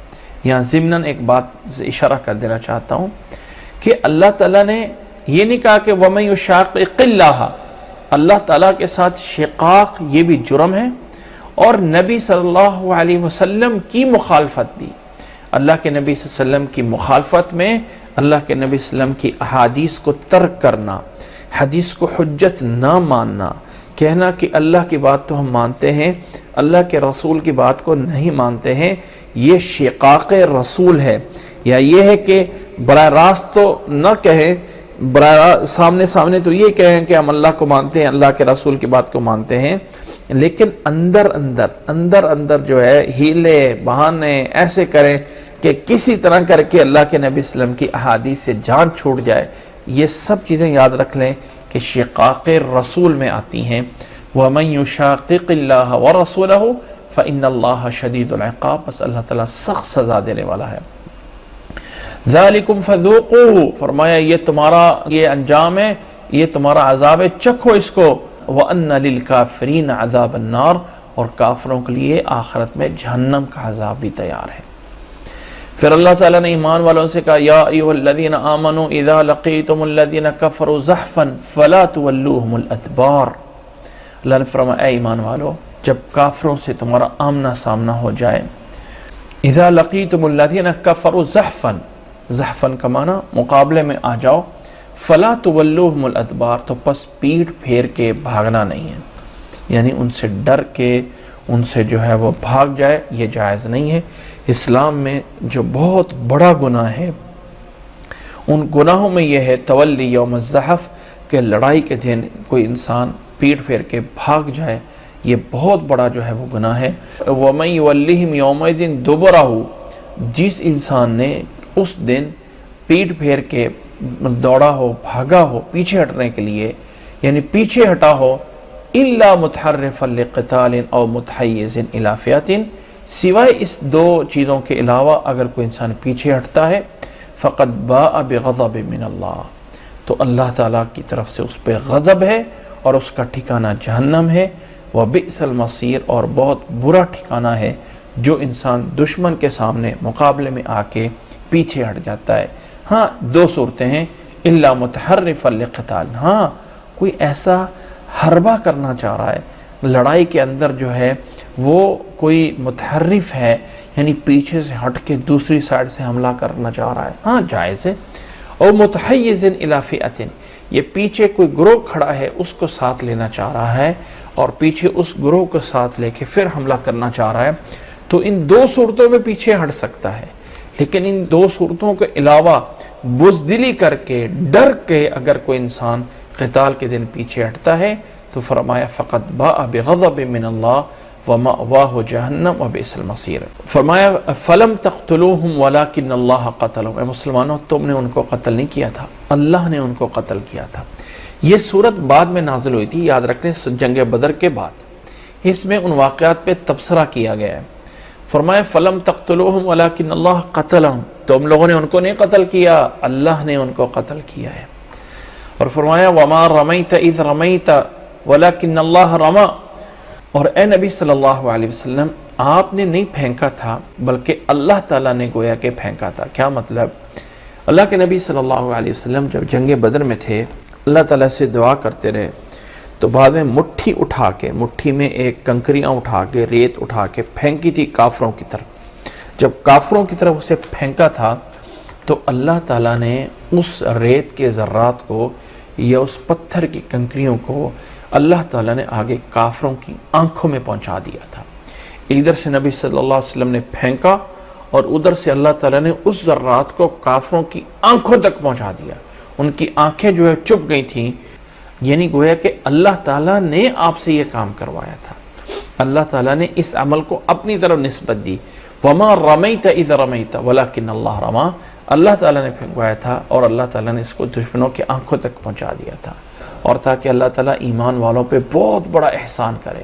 ان اللہ سمیع علیم، بے شک اللہ تعالیٰ سننے والا ہے اور جاننے والا ہے۔ فرمایا ذالکم وان اللہ موہن کید الکافرین، فرمایا کہ یہ معاملات یہ ہے، یہ باتیں ایسے ہی ہیں، لیکن یاد رکھیں کہ اللہ تعالیٰ جو ہے وہ کافروں کے جو تدبیریں ہوتی ہیں، ان کے جو ہٹ کنڈے ہوتے ہیں، جو بھی مسلمانوں کے خلاف سازشیں ہوتی ہیں، اس قید کو، ان کی اس تدبیروں کو اللہ تعالیٰ کمزور کرنے والا ہے۔ فرمایا ان تستفتحوا فقد جاءکم الفتح، اب آگے اللہ تعالیٰ نے کچھ ان کافروں سے بھی یا کچھ ایمان والوں سے بھی مخاطب ہو کے کہا کہ تم چاہتے تھے نا، مانگتے تھے اللہ تعالیٰ یہ مسلمان حق پہ ہیں یا ہم حق پہ ہیں، اے اللہ تعالیٰ اگر یہ حق پہ ہیں تو پھر ٹھیک ہے، اللہ تعالیٰ پھر ہمارے پہ عذاب نازل کر دے۔ یا اس جنگ میں آ کے ابو جہل نے کوئی ایسی دعا کی تھی، اللہ جو ہم میں سے حق پہ ہے اس کو فتح دے دے، تو اللہ تعالیٰ نے اس کا جواب دیا، ان تستفتحوا فقد جاءکم الفتح۔ تم اللہ تعالیٰ سے فتح مانگتے تھے نا، فیصلہ مانگتے رہے، اللہ ہمارے درمیان آج تو فیصلہ کر دے، وہ فیصلہ آ گیا۔ فرمایا وَإِن تَنْتَهُوا فَهُوَ خَيْرٌ لَكُمْ، اگر تم اس سے باز آ جاؤ مسلمانوں کی دشمنی سے آئندہ سے تو تمہارے لیے بہتر ہے۔ وَإِن تَعُودُوا نَعُدْ، اور اگر دوبارہ سے مسلمانوں کی طرف لوٹ کے آؤ گے تو اللہ نے فرمایا پھر ہم دوبارہ جو ہے وہ تمہارے اوپر لوٹ کے آ جائیں گے، تو اگر تم دوبارہ لوٹو گے تو اللہ تعالیٰ دوبارہ جو ہے تمہارے اوپر ایسا کر سکتا ہے۔ وَإِن تَعُودُوا نَعُدْ وَلَن تُغْنِيَ عَنْكُمْ فِئَتُكُمْ شَيْئًا، اور تمہارے لشکر تمہارے کسی کام نہیں آئیں گے، وَلَوْ کَثُرَتْ، جتنے بھی زیادہ ہو جائیں، اللہ کے مقابلے میں کچھ نہیں کر سکتے ہو۔ وَأَنَّ اللَّهَ مَعَ الْمُؤْمِنِينَ، اور اللہ تعالیٰ ایمان والوں کے ساتھ ہے، اللہ تعالیٰ کی مدد، اللہ تعالیٰ کی نصرت، اللہ تعالیٰ کی ہمدردی، یہ ساری چیزیں اللہ تعالیٰ کی ایمان والوں کے ساتھ ہیں۔ اور اللہ تعالیٰ نے ایمان والوں کو مخاطب کیا، یا ایھا الذین آمنوا اطیعوا اللہ ورسولہ ولا تولوا عنہ وانتم تسمعون، اے ایمان والو اطاعت کرو اللہ کی، اطاعت کرو اللہ کے رسول کی، ولا تولوا عنہ، اور مت پھرو اس سے، ولا تولوا عنہ وانتم تسمعون، اور جب تم سنتے ہو جانتے ہو تو فرمایا اے ایمان والو اللہ کے احکامات سے مت پھرو، روگردانی نہ کرو، اللہ نے تمہیں سننے والا بنائے، اللہ تعالیٰ تمہیں سناتا ہے اور تم یہ سارے احکامات سن رہے ہو۔ وَلَا تَكُونُوا كَالَّذِينَ قَالُوا سَمِعْنَا وَهُمْ لَا يَسْمَعُونَ، اور اے ایمان والو ان کافروں کی طرح مت بنو جنہوں نے کہا کہ ہم سن رہے ہیں حالانکہ وَهُمْ لَا يَسْمَعُونَ، اور وہ نہیں سنتے تھے۔ ان کافروں کی طرح، ان یہودیوں کی طرح مت ہو جانا جنہوں نے کہا ہم نے سنا اور انہوں نے کچھ بھی نہیں سنا ہوتا تھا۔ حقیقت میں جب سن کر سمجھنا نہیں ہے، عمل نہیں کرنا، تو وہ ایسا ہی ہے جیسے کچھ نہیں سنا ہے۔ اس طرح کے لوگ ان شر الدواب عند اللہ الصم البکم الذین لا یعقلون، اللہ کے ہاں یہ بدترین ہے وہ دواب، وہ جانوروں سے یہاں دواب ہر وہ چیز جو زمین پہ رینگتی ہے، جو زمین پہ چلتے ہیں، اس کو دابتن بولا جاتا ہے۔ ان شر الدواب بھی، جو اللہ تعالیٰ کے ہاں بدترین مخلوق، یہاں سے دواب سے مراد مخلوق ہے، وہ ہے عند اللہ الصم البکم، جو اندھے اور بہرے ہیں، جو عقل نہیں کرتے ہیں، جو عقل نہیں رکھتے ہیں۔ فرمایا ان سے بڑھ کر اللہ تعالیٰ کے ہاں کوئی بدترین مخلوق نہیں ہے۔ اشارہ ہے ان کافروں کی طرف جو سب کچھ واضح ہونے کے باوجود بھی نہیں مانتے تھے۔ وَلَوْ عَلِمَ اللَّهُ فِيهِمْ خَيْرًا لَأَسْمَعَهُمْ، اللہ تعالیٰ ان کے اندر کوئی بھلائی جانتا، یہ کوئی بھلائی کی طرف کوشش کرتے، لَعَلِمَ اللَّهُ خَيْرًا لَأَسْمَعَهُمْ، اللہ تعالیٰ ان کو سناتا، اور اگر ان کو سنا دیا بھی جاتا، وَلَوْ أَسْمَعَهُمْ لَتَوَلَّوْا وَهُمْ مُعْرِضُونَ، اور اگر اللہ تعالیٰ اپنے احکامات سناتا تو یہ اس سے اعراض کرنے والے ہوتے۔ یا ایھا الذین آمنوا استجیبوا للہ وللرسول اذا دعاکم لما یحییکم، اے ایمان والو استجیبوا للہ، اللہ کی بات کو مانو، وللرسول، اور رسول اللہ کے رسول کی بات کو مانو جو اللہ نے اور اللہ کے رسول نے تمہیں کہا ہے، وہ تمہیں کسی غلط چیز کی طرف تو نہیں نہ بلا رہے۔ اذا دعاکم لما یحییکم، جبکہ وہ تمہیں بلاتے ہیں ایک ایسی چیز کی طرف جس میں تمہاری زندگی ہے، لما یحییکم اذا دعاکم، جس چیز میں تم زندہ ہو، جو اصل تمہاری زندگی ہے، وہ اس دین کی طرف تمہیں بلاتے ہیں۔ وَاعْلَمُوا أَنَّ اللَّهَ يَحُولُ بَيْنَ الْمَرْءِ وَقَلْبِهِ، یاد رکھ لو جب انسان گناہ کر کے اتنا آگے چلا جاتا ہے تو پھر اللہ تعالیٰ اس بندے اور دل کے درمیان حائل ہو جاتا ہے، اللہ تعالیٰ پھر اس سے سمجھ جو ہے وہ ختم کر دیتا ہے۔ جب انسان گناہوں کے اندر بڑھ جاتا ہے تو فرمایا جان لو ان اللہ یحول بین المرء وقلبہ، اللہ تعالیٰ بندے اور اس کے دل کے درمیان بھی حائل ہو جاتا ہے۔ یعنی یہ وہی اشارہ ہے ان باتوں کی طرف کہ جب انسان گناہ کر کے آگے بڑھ جاتا ہے تو اللہ تعالیٰ اس کے دل پہ مہر لگا دیتا ہے کہ اب اس دل کے اندر حق کو قبول کرنے کی صلاحیت بھی ختم ہو جاتی ہے۔ وَأَنَّهُ إِلَيْهِ تُحْشَرُونَ، اور لوٹ کر تم نے اللہ کی طرف ہی جانا ہے، کوئی اور جگہ نہیں ہے، کوئی اور دوڑنے کی جگہ نہیں ہے کہ یہاں نہیں تو وہاں دوڑ جائیں گے، یہاں نہیں تو وہاں دوڑ جائیں گے، کوئی اور جگہ نہیں ہے۔ وَاتَّقُوا فِتْنَةً لَا تُصِيبَنَّ الَّذِينَ ظَلَمُوا مِنْكُمْ خَاصَّةً، فرمایا اے ایمان والو، یاد رکھ لو جب اللہ کا عذاب آتا ہے نا، پھر وہ یہ نہیں ہے کہ برے لوگوں کو پکڑتا ہے، پھر جب عذاب آتا ہے نا تو پھر اچھے برے سب اس میں جو ہے یعنی مبتلا ہوتے ہیں۔ اس لیے جب اللہ تعالیٰ کا عذاب آتا ہے تو اس عذاب سے پناہ مانگو، کسی طرح کا بھی عذاب آئے گا تو وہ عذاب صحیح یا برے لوگوں کا فرق نہیں کرتا ہے۔ وَاتَّقُوا فِتْنَةً لَا تُصِيبَنَّ الَّذِينَ ظَلَمُوا مِنْكُمْ خَاصَّةً، ڈر جاؤ ایسے فتنے سے، ایسے عذاب سے کہ جو ظالموں کو صرف اور صرف ظالموں کو نہیں پکڑے گا، سب ہی پھر اس کے اندر لپیٹ میں آ سکتے ہیں، دنیا کے اندر سب پہ اوپر آئے گا۔ قیامت والدن اللہ تعالیٰ ان کی نیت کے مطابق نیک لوگوں کو اس میں سے اٹھا سکتا ہے، الگ کر سکتا ہے، لیکن دنیا میں اللہ تعالیٰ کا عذاب سب پہ آ سکتا ہے۔ وَعَلَمُوا أَنَّ اللَّهَ شَدِيدُ الْعِقَابِ، اور جان لو کہ اللہ تعالیٰ سخت سزا دینے والا ہے۔ اللہ تعالیٰ کی اس سزا سے، اللہ تعالیٰ کی اس پکڑ سے بچو، اور فرمایا کہ اللہ تعالیٰ سے جو ہے وہ ڈرتے رہو۔ بسم اللہ۔ وَاذْكُرُوا إِذْ أَنْتُمْ قَلِيلٌ مُسْتَضْعَفُونَ فِي الْأَرْضِ تَخَافُونَ أَنْ يَتَخَطَّفَكُمُ النَّاسُ فَآوَاكُمْ وَأَيَّدَكُمْ بِنَصْرِهِ وَرَزَقَكُمْ مِنَ الطَّيِّبَاتِ لَعَلَّكُمْ تَشْكُرُونَ۔ اے ایمان والو، اس وقت کو بھی یاد کرو جب تم تھوڑے سے تھے زمین میں اور تمہیں ڈر تھا، کمزور تھے۔ مستضعفون فی الارض، زمین میں کمزور تھے۔ تخافون ان یتخطفکم الناس، تم ڈرتے تھے کہ کہیں لوگ تمہیں اچک نہ لیں، یعنی لوگ تمہارے اوپر حملہ کر کے تمہیں ختم کر دیں، تمہیں لوٹ مار کر کے تمہیں ختم کر دیں۔ فآواکم، اللہ نے تمہیں جگہ دی۔ وَأَيَّدَكُمْ بِنَصْرِهِ، اور اللہ نے اپنی مدد سے تمہاری مدد کی۔ وَرَزَقَكُمْ مِنَ الطَّيِّبَاتِ، اور اللہ تعالیٰ نے طیبات سے تمہیں رزق دیا ہے۔ یہ اللہ نے سب کچھ اس لیے تمہیں دیا لَعَلَّكُمْ تَشْكُرُونَ، تاکہ تم اللہ کا شکر گزار بن جاؤ۔ اللہ تعالیٰ کی طرف سے نعمتیں صرف اس لیے آتی ہیں کہ انسان رب کا شکر گزار بن جائے۔ آگے فرمایا اے ایمان والو، یا ایھا الذین آمنوا لا تخونوا اللہ والرسول وتخونوا اماناتکم، اے ایمان والو اللہ اور اللہ کے رسول کی خیانت نہ کرو۔ اور اللہ اور اللہ کے رسول کی خیانت کیا ہے؟ کہ اللہ کے اور اللہ کے رسول کے بتائے ہوئے احکامات میں خیانت کرنا، اللہ اور اللہ کے رسول کی باتوں میں خیانت کرنا، بات کچھ ہو بدل کے کیا بتانا، اس بات میں رد و بدل کرنا، وہ سب کا سب خیانت ہے۔ لا تخونوا اللہ والرسول، اور پھر یہاں پہ آگے لام محذوف ہے، وَتَخُونُوا أَمَانَاتِكُمْ، اور نہ ہی تم خیانت کرو اپنی امانتوں میں۔ رسول اللہ صلی اللہ علیہ وسلم نے ایک حدیث میں بیان فرمایا ہے، لا ایمان لمن لا امانت لہ ولا دین لمن لا عہد لہ، اس شخص کا کوئی ایمان نہیں ہے جس کے پاس امانت داری نہ ہو، اور اس شخص کا کوئی دین نہیں ہے جس کے پاس کوئی عہد کے پاسبانی نہ ہو۔ یعنی جو انسان، اس کا ایمان نہیں ہے جو امانت کا خیال نہیں رکھتا، اس کا دین نہیں ہے جو اپنے عہد پورے نہیں کرتا ہے۔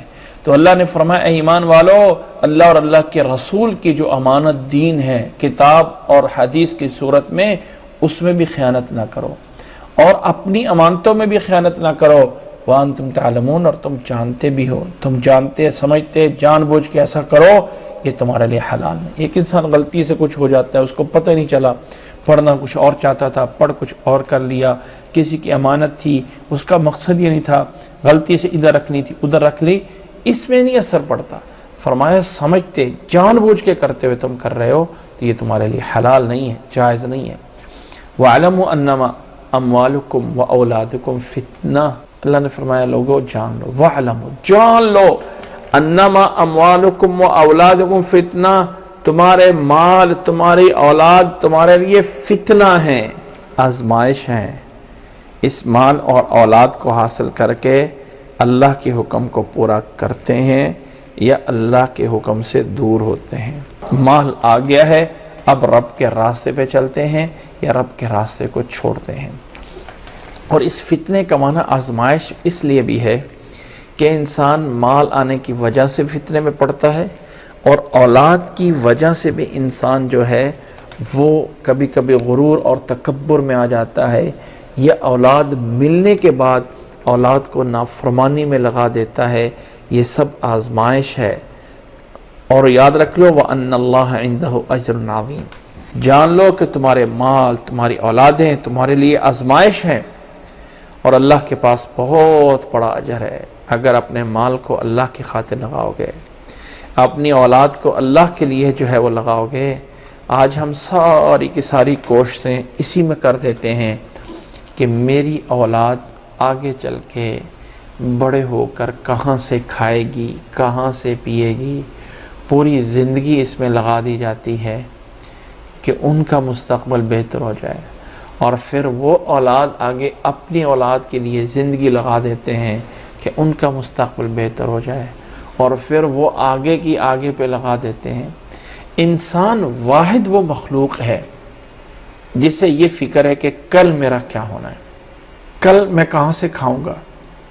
نہ کبھی کسی پرندے نے اپنا جو ہے وہ سال کا راشن کٹھا لے کے رکھا ہے، نہ کسی جنگلی جانور نے اپنے گھروں میں جو ہے وہ اپنے کھانے کے ڈھیر بنا کے رکھ دیے ہیں کہ ہمارے جنگل میں ہم ڈھیر کٹھا کر لیں، آج نہیں تو کل کہاں سے کھائیں گے، وہ ہمارے بچے کہاں سے کھائیں گے۔ ہم ایک گھر نہیں 10 گھر جو ہے وہ بنا کے رکھ دیں، کل کو میرے بچوں کے کام آئیں گے۔ بھائی ٹھیک ہے، کام آنے چاہیے، اچھی بات ہے، لیکن اللہ کو نہیں بھولنا چاہیے۔ انسان جائز ناجائز ساری زندگی جو ہے وہ لگا رہتا ہے اولاد کا مستقبل اچھا بن جائے، اور جب بوڑھا ہو جاتا ہے تو اولاد پوچھتی بھی نہیں کہ باپ کا کیا حال ہے، اٹھایا اور اس کو جا کے کسی اور اولڈ ہاؤس میں جا کے ڈال دیا، تو کیا فائدہ ساری زندگی کے کرنے کا۔ اس لیے فرمایا اے ایمان والو، تمہارے لیے یہ تمہارے مال، تمہاری اولادیں آزمائش ہیں، اور یاد رکھ لو کہ سب سے بڑا اجر اللہ کے پاس ہے۔ یا ایھا الذین آمنوا ان تتقوا اللہ یجعل لکم فرقانا، اے ایمان والو اگر تم اللہ سے ڈرو، اللہ سے ڈرنا یہ پہلا سٹیپ اختیار کرنا تمہارے حق میں ہے۔ اللہ کی مدد آتی ہے انسان کے پہلے سٹیپ کے بعد، یہ ذہن میں رکھ لیجئے، پہلا قدم انسان نے اٹھانا ہوتا ہے۔ ان تتقوا اللہ، اگر تم اللہ سے ڈر جاؤ تو اللہ تعالیٰ کیا کرے گا؟ یجعل لکم فرقانا، اللہ تعالیٰ تمہیں فرقان عطا کر دے گا، تمہارے اندر پیدا کر دے گا ایک فرقان، حق اور باطل کی سمجھ، حق اور باطل کو الگ کرنا، یہ صحیح ہے، یہ غلط ہے۔ اچھا کبھی اس پہ غور کیا ہے کہ یہ فرقان کیا چیز ہے؟ اچھا ایک بات ذرا غور کیجیے گا، معاشرے میں آپ لوگ دیکھ رہے ہیں ایک بندہ مسلمان ہے، اس کو پتہ ہے میں مسلمان ہوں، سمجھتا بھی ہے مسلمان ہے، لیکن وہ کام غلط کر رہا ہوتا ہے اور حق اور باطل میں لگا ہوتا ہے۔ میں آپ کو ایک مثال دے کے کہتا ہوں تاکہ ہمیں مثال سے واضح ہو جائے۔ کچھ مسلمان ایسے ہیں جو برائیوں کو پھیلاتے ہیں۔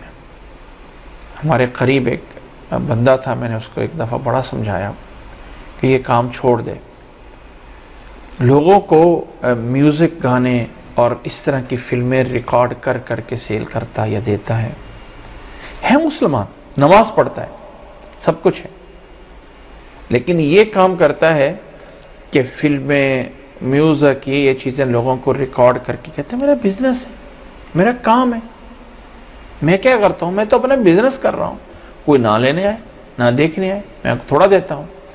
تو انسان کے اندر وہ کیفیت پیدا ہو جائے کہ انسان حق اور باطل میں فرق کر دے کہ یہ میرا حق ہے، یہ میرا باطل ہے، اس کا نام ہے فرقان۔ وہ صلاحیت پیدا ہو جائے۔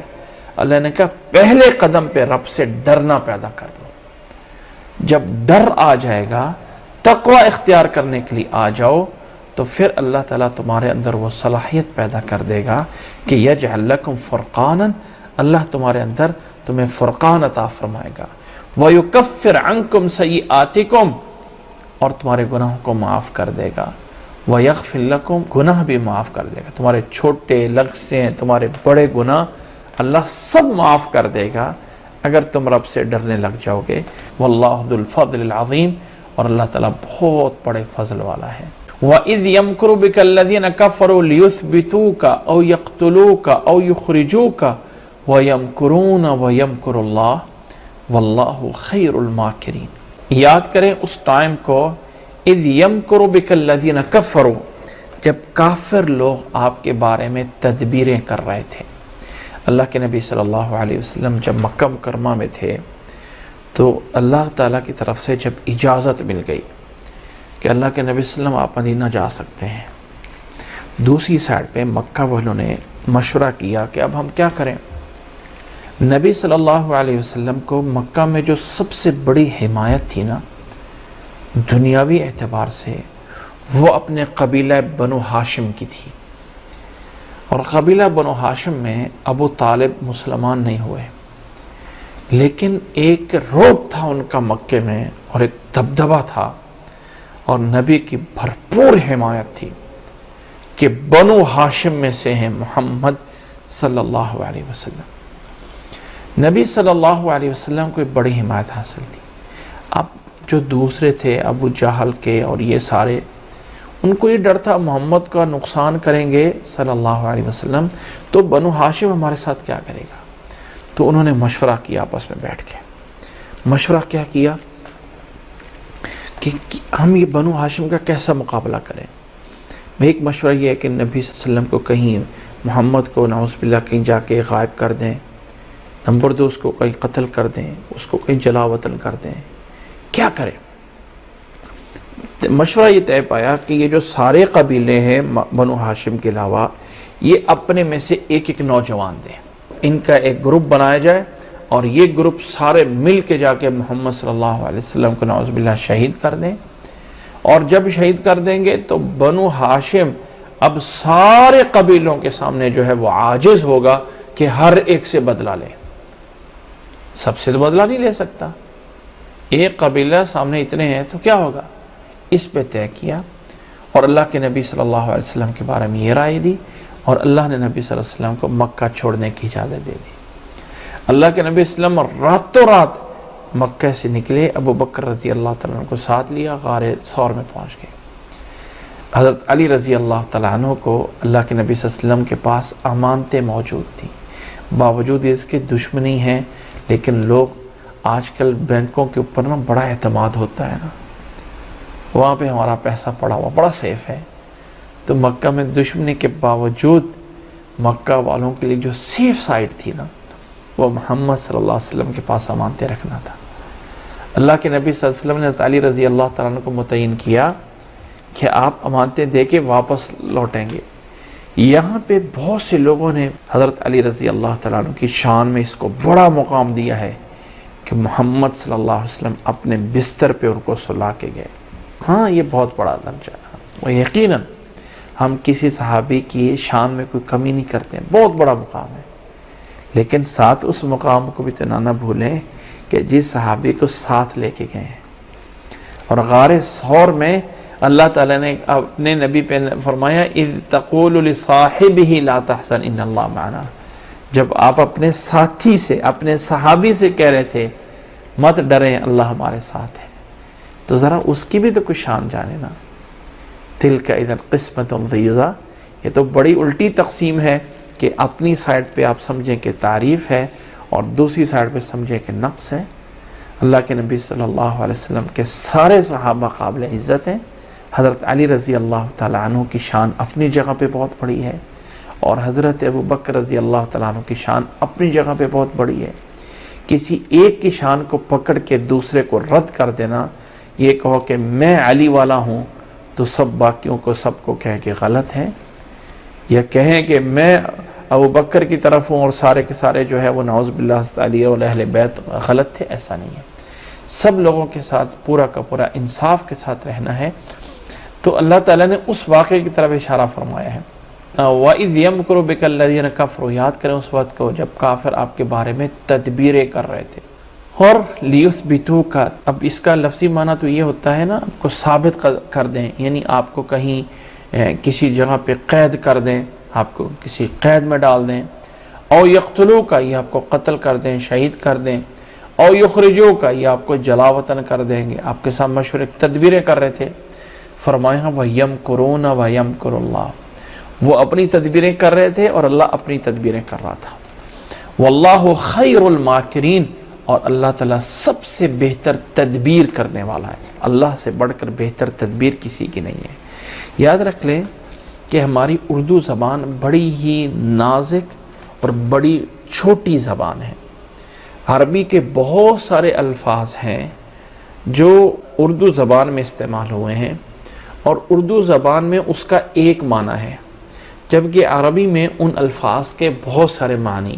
اب مکر کرنا اردو میں تو ایک اچھا لفظ تو نہیں ہے نا، مکر کرنا، ڈرامہ کرنا، جھوٹا یعنی جھوٹ بول کے کوئی کام کرنا، یعنی جیسے ڈرامہ کرنا، مکر کرنا، اس میں بولا جاتا ہے، لیکن عربی میں اس پہ نہیں ہے۔ عربی میں اس پہ بھی ہے لیکن زیادہ ہے تدبیر کرنا، خفیہ طریقے سے تدبیریں کرنا۔ تو اللہ تعالیٰ واللہ خیر الماکرین، اللہ تعالیٰ خیر الماکرین ہے، بڑی بڑی تدبیریں کرنے والا ہے۔ اور اسی آیت کی طرف میں نے اشارہ کیا تھا اسماء الحسنہ کی بحث میں کہ اللہ تعالیٰ کے ہر صفت سے ہم اللہ کا نام نہیں نکال سکتے ہیں۔ اب کہیں کہ یمکر اللہ واللہ خیر الماکرین، تو اللہ تعالیٰ کے اسماء میں سے ایک نام نکال دیا جائے کہ اللہ ماکر ہے، نہیں، جائز نہیں ہے۔ اللہ تعالیٰ کے لیے حمد ہے، تعریفیں ہیں، عمدہ کلمات ہیں۔ الحمدللہ کا معنی ہے تمام قسم کی عمدہ کلمات اللہ کے لیے ہیں۔ تو ماکر کا یہ اللہ تعالیٰ نے بطور فعل کے ذکر کیا، وَيَمْكُرُ اللَّهُ وَاللَّهُ خَيْرُ الْمَاكِرِينَ۔ ہم اس میں سے ورب نکال کے اللہ کے لفظ ماکر استعمال کریں، یہ صحیح نہیں ہے۔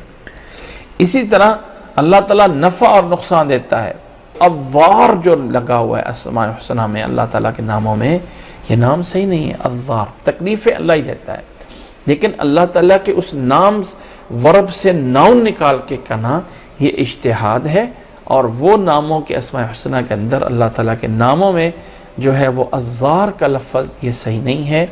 اور اس پہ تفصیلی بحث ہم سورۃ اعراف کی آیت میں کر چکے ہیں، وَلِلَّهِ الْأَسْمَاءُ الْحُسْنَى فَادْعُوهُ بِهَا، اللہ تعالیٰ کے لیے اسماء حسنہ ہیں، ان کے ذریعے دعا کی جائے۔ وہاں پہ اس موضوع پہ تفصیل کے ساتھ بات ہو چکی ہے۔ بہرحال اللہ تعالیٰ نے فرمایا کہ یاد کریں اس وقت کو جب کافر آپ کو قید کرنے یا قتل کرنے یا آپ کو نکالنے کی تدبیریں کر رہے تھے، اور اللہ تعالیٰ بھی تدبیریں کر رہا تھا، اور اللہ تعالیٰ سب سے بہتر تدبیر کرنے والا ہے۔ وَإِذَا تُتْلَى عَلَيْهِمْ آيَاتُنَا، اور جب ان پر ہماری آیات تلاوت کی جاتی ہیں، قَالُوا قَدْ سَمِعْنَا، ہم نے سن لیا، لَوْ نَشَاءُ لَقُلْنَا مِثْلَ هَذَا، کہتے ہیں اگر ہم چاہیں تو ہم بھی ایسا پڑھ سکتے ہیں، ہم بھی ایسا کلام پیش کر سکتے ہیں۔ إِنْ هَذَا إِلَّا أَسَاطِيرُ الْأَوَّلِينَ، یہ تو پہلے لوگوں کے قصے کہانیاں ہیں۔ کہاں یہ کوئی بڑی، آج کل کے بڑے لوگ کہتے ہیں یار یہ تو مولوی لوگ سارے کے سارے قدامت پسند ہیں، ان کی باتوں کا کیا ویلیو ہے، ہمیں تو کوئی جدت پسند چاہیے۔ تو اللہ نے فرمایا کافروں کا بھی یہی تھا، لَقُلْنَا مِثْلَ هَذَا، کہتے ہیں وہ بھی کہتے تھے ہم یہ کرنا چاہیں تو ہم بھی یہ کر سکتے ہیں، یہ تو پہلے لوگوں کے قصے کہانی ہیں۔ وَإِذْ قَالُوا اللَّهُمَّ إِنْ كَانَ هَذَا هُوَ الْحَقَّ مِنْ عِنْدِكَ فَأَمْطِرْ عَلَيْنَا حِجَارَةً مِنَ السَّمَاءِ، فرمایا یاد کرو اس وقت کو جب ان کافروں نے یہ کہا تھا، کافروں نے یہ دعا کی تھی، اے اللہ اگر یہ حق ہے تیری طرف سے، فَأَمْطِرْ عَلَيْنَا حِجَارَةً مِنَ السَّمَاءِ، آسمان سے ہمارے اوپر پتھروں کی بارش کر دے، او وَإْتِنَا بِعَذَابٍ عَلِيمٍ، یا دردناک عذاب دے دے۔ وَمَا كَانَ اللَّهُ لِيُعَذِّبَهُمْ وَأَنْتَ فِيهِمْ، اللہ نے فرمایا اے نبی اللہ تعالیٰ اس صورت میں انہیں عذاب نہیں دے سکتا کہ آپ ان کے اندر موجود ہوں اور اللہ تعالیٰ اس طرح کا عذاب دے دے عمر۔ وَمَا كَانَ اللَّهُ لِيُعَذِّبَهُمْ وَأَنْتَ فِيهِمْ وَمَا كَانَ اللَّهُ مُعَذِّبَهُمْ وَهُمْ يَسْتَغْفِرُونَ، فرمایا کہ انہوں نے تو کہا، دعائیں کی تھی، اللہ تعالیٰ یہ اگر حق ہے تو ہمارے اوپر پتھروں کی بارش نازل کر دے اور ہمارے اوپر عذاب علیم نازل کر دے۔ اللہ تعالیٰ یہ کر سکتا ہے، اللہ تعالیٰ کے لیے بعید نہیں ہے، لیکن اللہ نے کہا نبی جب تک آپ موجود ہیں اللہ تعالیٰ عذاب نہیں دے گا، وَأَنْتَ فِيهِمْ، جب آپ موجود ہیں، وَمَا كَانَ اللَّهُ مُعَذِّبَهُمْ وَهُمْ يَسْتَغْفِرُونَ، اور اللہ تعالیٰ عذاب نہیں دے گا جب لوگ استغفار کرنے والے موجود ہوں۔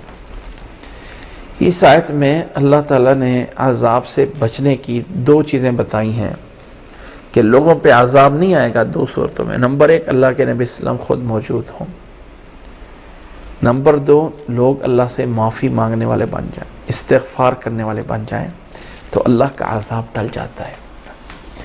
نبی صلی اللہ علیہ وسلم کی ایک دعا موجود ہے کہ اللہ میری اس امت کو، امت محمدیہ کو ایک ایسے عذاب سے ہلاک نہ کرنا جس میں ساری کی ساری امت یک دم ختم ہو جائے، جیسے قوم عاد پہ، قوم سمود پہ عذاب آئے، قوم لوط پہ آیا کہ بستی اٹھائی اور سب کو ایک لخے میں مار دیا۔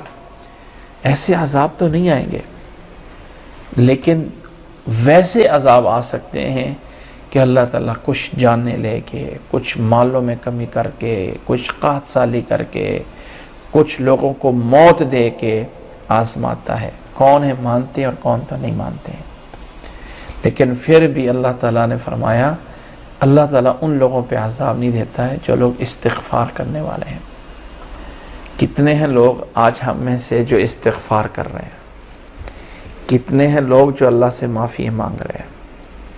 یاد رکھ رہے ہیں اللہ کے عذاب سے بچنے کا ایک ہی ذریعہ ہوتا ہے کہ انسان اللہ تعالیٰ سے معافی مانگ لے۔ آگے اللہ نے فرمایا وَمَا لَهُمْ أَلَّا يُعَذِّبَهُمُ اللَّهُ وَهُمْ يَصُدُّونَ عَنِ الْمَسْجِدِ الْحَرَامِ، اللہ تعالیٰ انہیں عذاب کیوں نہ دے، کیوں نہ دے اس وقت کے ان لوگوں کو جو اللہ کے گھر مسجد حرام سے روکتے تھے۔ وَمَا كَانُوا أَوْلِيَاءَ، اور یہ اس کے وارث بھی نہیں ہیں، ان اولیاءہ الا المتقون، اللہ کے اس کے گھر کے وارث، اس کے متولی وہ لوگ ہیں جو اللہ سے ڈرتے ہوتے ہیں، لیکن اکثر لوگ جو ہے وہ نہیں جانتے ہیں، اکثر لوگ اس پہ علم نہیں رکھتے ہیں۔ وَلَكِنَّ أَكْثَرَ النَّاسِ لَا يَعْلَمُونَ، یہ آیات اس وقت کے مشرکین کے بارے میں نازل ہو رہی ہیں کہ ان مشرکین کو اللہ تعالیٰ جنگ بدر میں پوری طرح عذاب دیا، اور اللہ تعالیٰ نے ان کو جو ہے وہ ایک جڑ کاٹ کے رکھ دی۔ اللہ کے گھر سے وہ روکتے تھے، ایمان والوں کو روکتے تھے، ایمان والوں کو منع کرتے تھے۔ اللہ تعالیٰ نے ان کے بارے میں کہا کہ یہ اس کے گھر کے وارث نہیں ہیں، اس گھر کے وارث وہ ہیں جو متقی بنتے ہیں، لیکن اکثر لوگ نہیں جانتے، نہیں سمجھتے ہیں۔ یہ آیت اس دور میں منافقین، مشرکوں کے، کافروں کے جو رویہ تھا اس کے بارے میں اللہ تعالیٰ نے اس آیت میں بتایا ہے۔ آگے اللہ تعالیٰ نے فرمایا ان کافروں کی حالت یہ وَمَا كَانَ صَلَاتُهُمْ عِنْدَ الْبَيْتِ إِلَّا مُكَاءً وَتَصْدِيَةً، ان کافروں کی نماز اللہ کے گھر کے پاس جا کے کیسی ہے؟ جا کے سیٹیاں بجاتے ہیں اور تالیاں بجاتے ہیں، یہی تو ان کی نماز ہے۔ وَمَا كَانَ صَلَاتُهُمْ عِنْدَ الْبَيْتِ إِلَّا مُكَاءً وَتَصْدِيَةً، وہاں جا کے تالیاں بجانا، وہاں جا کے جو ہے وہ سیٹیاں بجانا، یہ ان کی جو ہے وہ نماز ہے۔ یہ کون سی کوئی اللہ تعالیٰ کی عبادت لاتے ہیں جیسے عبادت کرنے کا حق ہے؟ یہ لوگ یعنی اس دور کے ان لوگوں کے بارے میں ہے کہ اللہ تعالیٰ کے گھر میں جا کے ان کی عبادت کی کیفیت یہ ہے کہ وہاں جا کے سیٹیاں بجاتے ہیں، تالیاں بجاتے ہیں۔ فَذُوقُوا الْعَذَابَ، بس چکھو اللہ کے عذاب کو، یہ بدلہ ہے یہ اس کا بِمَا كُنْتُمْ تَكْفُرُونَ، جو تم کفر کرتے رہے۔ آگے اللہ نے فرمایا إِنَّ الَّذِينَ كَفَرُوا يُنْفِقُونَ أَمْوَالَهُمْ لِيَصُدُّوا عَنْ سَبِيلِ اللَّهِ، جو کافر ہیں وہ مال اس لیے لگاتے ہیں تاکہ اللہ کے راستے سے روکے۔ ينفقون اموالهم ليصدوا عن سبيل اللہ، نبی صلی اللہ علیہ وسلم مکہ والوں کا جب پتہ چلا کہ وہ قافلہ پہ حملہ کرنے والے ہیں، مکہ والوں نے ہر ایک نے اپنا مال جو ہے وہ سارا کا سارا مال جو ہے وہ اس لیے روک دیا، یعنی کسی نے کسی اپنے بندے کو تیار کیا۔ اسی طرح وہ قافلہ جو بچ کے چلا گیا تھا مکہ میں، اس کا فائدہ، اس کا مال کسی نے نہیں لیا، اور کہا کہ یہ سارا کا سارا مال اس لیے خرچ کیا جائے کہ مسلمانوں سے بدلہ لینا ہے۔ ان الذين كفروا ينفقون اموالهم ليصدوا عن سبيل اللہ، یہ اللہ تعالیٰ کے راستے سے روکنے کے لیے جو ہے وہ خرچ کرتے ہیں۔ فَسَيُنْفِقُونَهَا، پس اس کو خرچ کرتے ہیں۔ ثُمَّ تَكُونُ عَلَيْهِمْ حَسْرَةً ثُمَّ يَغْلَبُونَ، یہی مال ان کے اوپر حسرت بنے گا اور پھر یہ مغلوب کر دیے جائیں گے، پھر بھی یہ غالب نہیں آئیں گے۔ وَالَّذِينَ كَفَرُوا إِلَىٰ، اور ان کافروں کو اکٹھا جہنم کی طرف اکٹھا کیا جائے گا، وہیں ان کا حشر کیا جائے گا۔ لِيَمِيزَ اللَّهُ الْخَبِيثَ مِنَ الطَّيِّبِ وَيَجْعَلَ الْخَبِيثَ بَعْضَهُ عَلَى بَعْضٍ، اللہ تعالیٰ اس لیے سب کچھ جو ہے وہ کرواتا ہے تاکہ اللہ تعالیٰ علیحدہ کر دے خبیث کو طیب سے۔ وَيَجْعَلَ الْخَبِيثَ بَعْضَهُ عَلَى بَعْضٍ، اور اللہ تعالیٰ خبیث کو بعض کے اوپر جو ہے وہ جوڑ کے رکھے، ایک کے اوپر اس طرح فَيَرْكُمَهُ جَمِيعًا فَيَجْعَلُهُ فِي جَهَنَّمَ، اللہ تعالیٰ سب کو اس طرح کر کے جہنم میں ڈالے. اولئک هم الخاسرون، یہی لوگ جو ہیں وہ کافر خسارے میں پڑنے والے ہیں. قل للذین کفروا ان ينتهوا یغفر لهم ما قد سلف. رب کی ذات پہ قربان جائیں، اتنا کچھ ڈرایا، اتنا کچھ دھمکایا، لیکن پھر بھی ایک شفقت اور رحمت موجود ہے. فرمایا ان کافروں سے کہہ دیجئے اب بھی اگر باز آ جائیں تو پچھلے گناہ معاف کر دیں گے. باز آ جائیں اب بھی مسلمانوں کے مقابلے میں معاف کر دیے جائیں گے پچھلے گناہ. وَإِن يَعُودُوا فَقَدْ مَضَتْ سُنَّةُ الْأَوَّلِينَ، اور اگر یہ پھر اسی طرح کر کے مسلمانوں کے مقابلے میں لڑائیاں کرنا چاہتے ہیں تو پہلے لوگوں کے طریقے گزر چکے ہیں. پہلے لوگوں کے طریقوں میں اللہ تعالیٰ پھر ویسے ہی ان کو پکڑتا ہے. فرمایا وَقَاتِلُوهُمْ حَتَّى لَا تَكُونَ فِتْنَةٌ، فرمایا ان سے قتال کرتے رہیں. وَقَاتِلُوهُمْ حَتَّى لَا تَكُونَ فِتْنَةٌ، یہاں تک کہ فتنہ ختم ہو جائے. وَيَكُونَ الدِّينُ كُلُّهُ لِلَّهِ، اور دین سارا کا سارا اللہ کا ہو جائے. اس لیے جو ہے وہ قتال کیا جاتا ہے. فَإِنِ انْتَهُوا، اگر یہ باز آ گئے تو اللہ تعالیٰ خوب جانتا ہے. اللہ تعالیٰ بما يعملون بصیر، جو کچھ یہ کر رہے ہیں اللہ تعالیٰ اس پہ بصیر ہے. وَإِن تَوَلَّوْا، اور اگر یہ پھر گئے، فَاعْلَمُوا، تو جان لو، أَنَّ اللَّهَ مَوْلَاكُمْ، اللہ تمہارا والی کارساز ہے. اللہ تمہارا جو ہے وہ والی ہے، تمہارا ولی ہے، تمہارا دوست ہے، تمہارے لیے کارساز ہے، تمہارا حمایتی ہے. سب کچھ اللہ ہے. نعم المولا و نعم النصیر، کتنا ہی اللہ تعالیٰ عمدہ ہے بلحاظ مولا ہونے کے، یعنی بلحاظ ایک کارساز ہونے کے، بلحاظ ایک حمایتی ہونے کے. ونعم النصیر، اور کتنا بڑا اللہ تعالیٰ مدد کرنے والا ہے، کتنا ہی اچھا اللہ تعالیٰ مدد کرنے والا ہے. لفظ مولا عربی میں دوست، قریبی، حمایتی، ان تمام معنی میں استعمال ہوتا ہے. یہ جگہ سیاق و سباق کلام کا آگے پیچھے کا معنی تعین کرتا ہے کہ مولا سے کیا مراد ہے. کچھ دن پہلے ایک مجلس میں بیٹھے ہوئے تھے تو کسی نے کہا کہ آج مجھے پتہ چلا ہے کہ مولا علی کہنا صحیح ہے. میں نے کہا وہ کیسے؟ کہتے ہیں مولا کے تو بہت سے معنی ہیں. تو میں نے کہا اگر مولا علی کہنا صحیح ہے تو پھر مولا ابو بکر کہنا کیوں صحیح نہیں ہے؟ مولا عمر کہنا کیوں نہیں صحیح ہے؟ سب کو کہیں. پھر آپ ایک کے ساتھ خاص کر کے کیوں آپ کہتے ہیں مولا علی؟ کیوں مقصود؟ من کنت مولاہ فعلی مولاہ کا معنی یہ نہیں ہے کہ صرف علی مولا ہے، وہاں پہ معنی دوست، حمایتی، جس کا میں دوست ہوں اس کا علی دوست ہے. اگر اس مولا سے آپ وہ معنی لیتے ہیں جو اللہ کا معنی ہے جو اس آیت میں ہے، فَعْلَمُوا أَنَّ اللَّهَ مَوْلَاكُمْ، اگر یہ معنی لیتے ہیں، مولا جو ہے اس کا معنی ہے کارساز، اس کا معنی ہے کرنے والا، اس کا معنی بڑا ہے، جو اللہ کی ذات کے لیے معنی استعمال ہوتا ہے. اس معنی کو لے کے اگر آپ دوسرے کے لیے استعمال کرتے ہیں تو غلط ہے. لیکن اگر آپ یہ معنی نہیں لیتے ہیں تو پھر ٹھیک ہے، جائز ہے. لیکن کچھ جگہ ایسی ہوتی ہیں جہاں پہ نام بن جاتا ہے کہ مولا علی کا معنی ہے کہ مولا سرکار، مولا علی کا مطلب کارساز، کرنے والا، مشکل کشا، حاجت روا. جب یہ مقصود ہو جائے تو پھر شرک اور کفر ہوتا ہے، پھر وہ اسلام نہیں رہتا. لفظ اصل میں ویلیو نہیں رکھتے ہوتے، لفظ سے پیچھے جو ہم مطلب لے رہے ہوتے ہیں وہ زیادہ ویلیو رکھتا ہے. اللہ تعالیٰ نے انسان کو بھی کہا ہے سمیع بصیر. انا خلقنا الانسان من نطفۃ امشاج نبتلیہ فجعلناہ سمیعا بصیرا. اللہ نے انسان کو بھی سمیع بصیر کہا ہے. لیکن کیا انسان کا سمیع اور بصیر ہونا اللہ کے سمیع بصیر کی طرح ہے؟ نہیں. اللہ کا سمیع بصیر ہونا اللہ کی شان کے لائق ہے. اللہ تعالیٰ بہت بڑا بصیر. انسان کا سمیع اور بصیر ہونا اپنے لحاظ سے اصل میں ڈیپینڈ کرتا ہے کہ آپ پیچھے معنی کیا لیتے ہیں.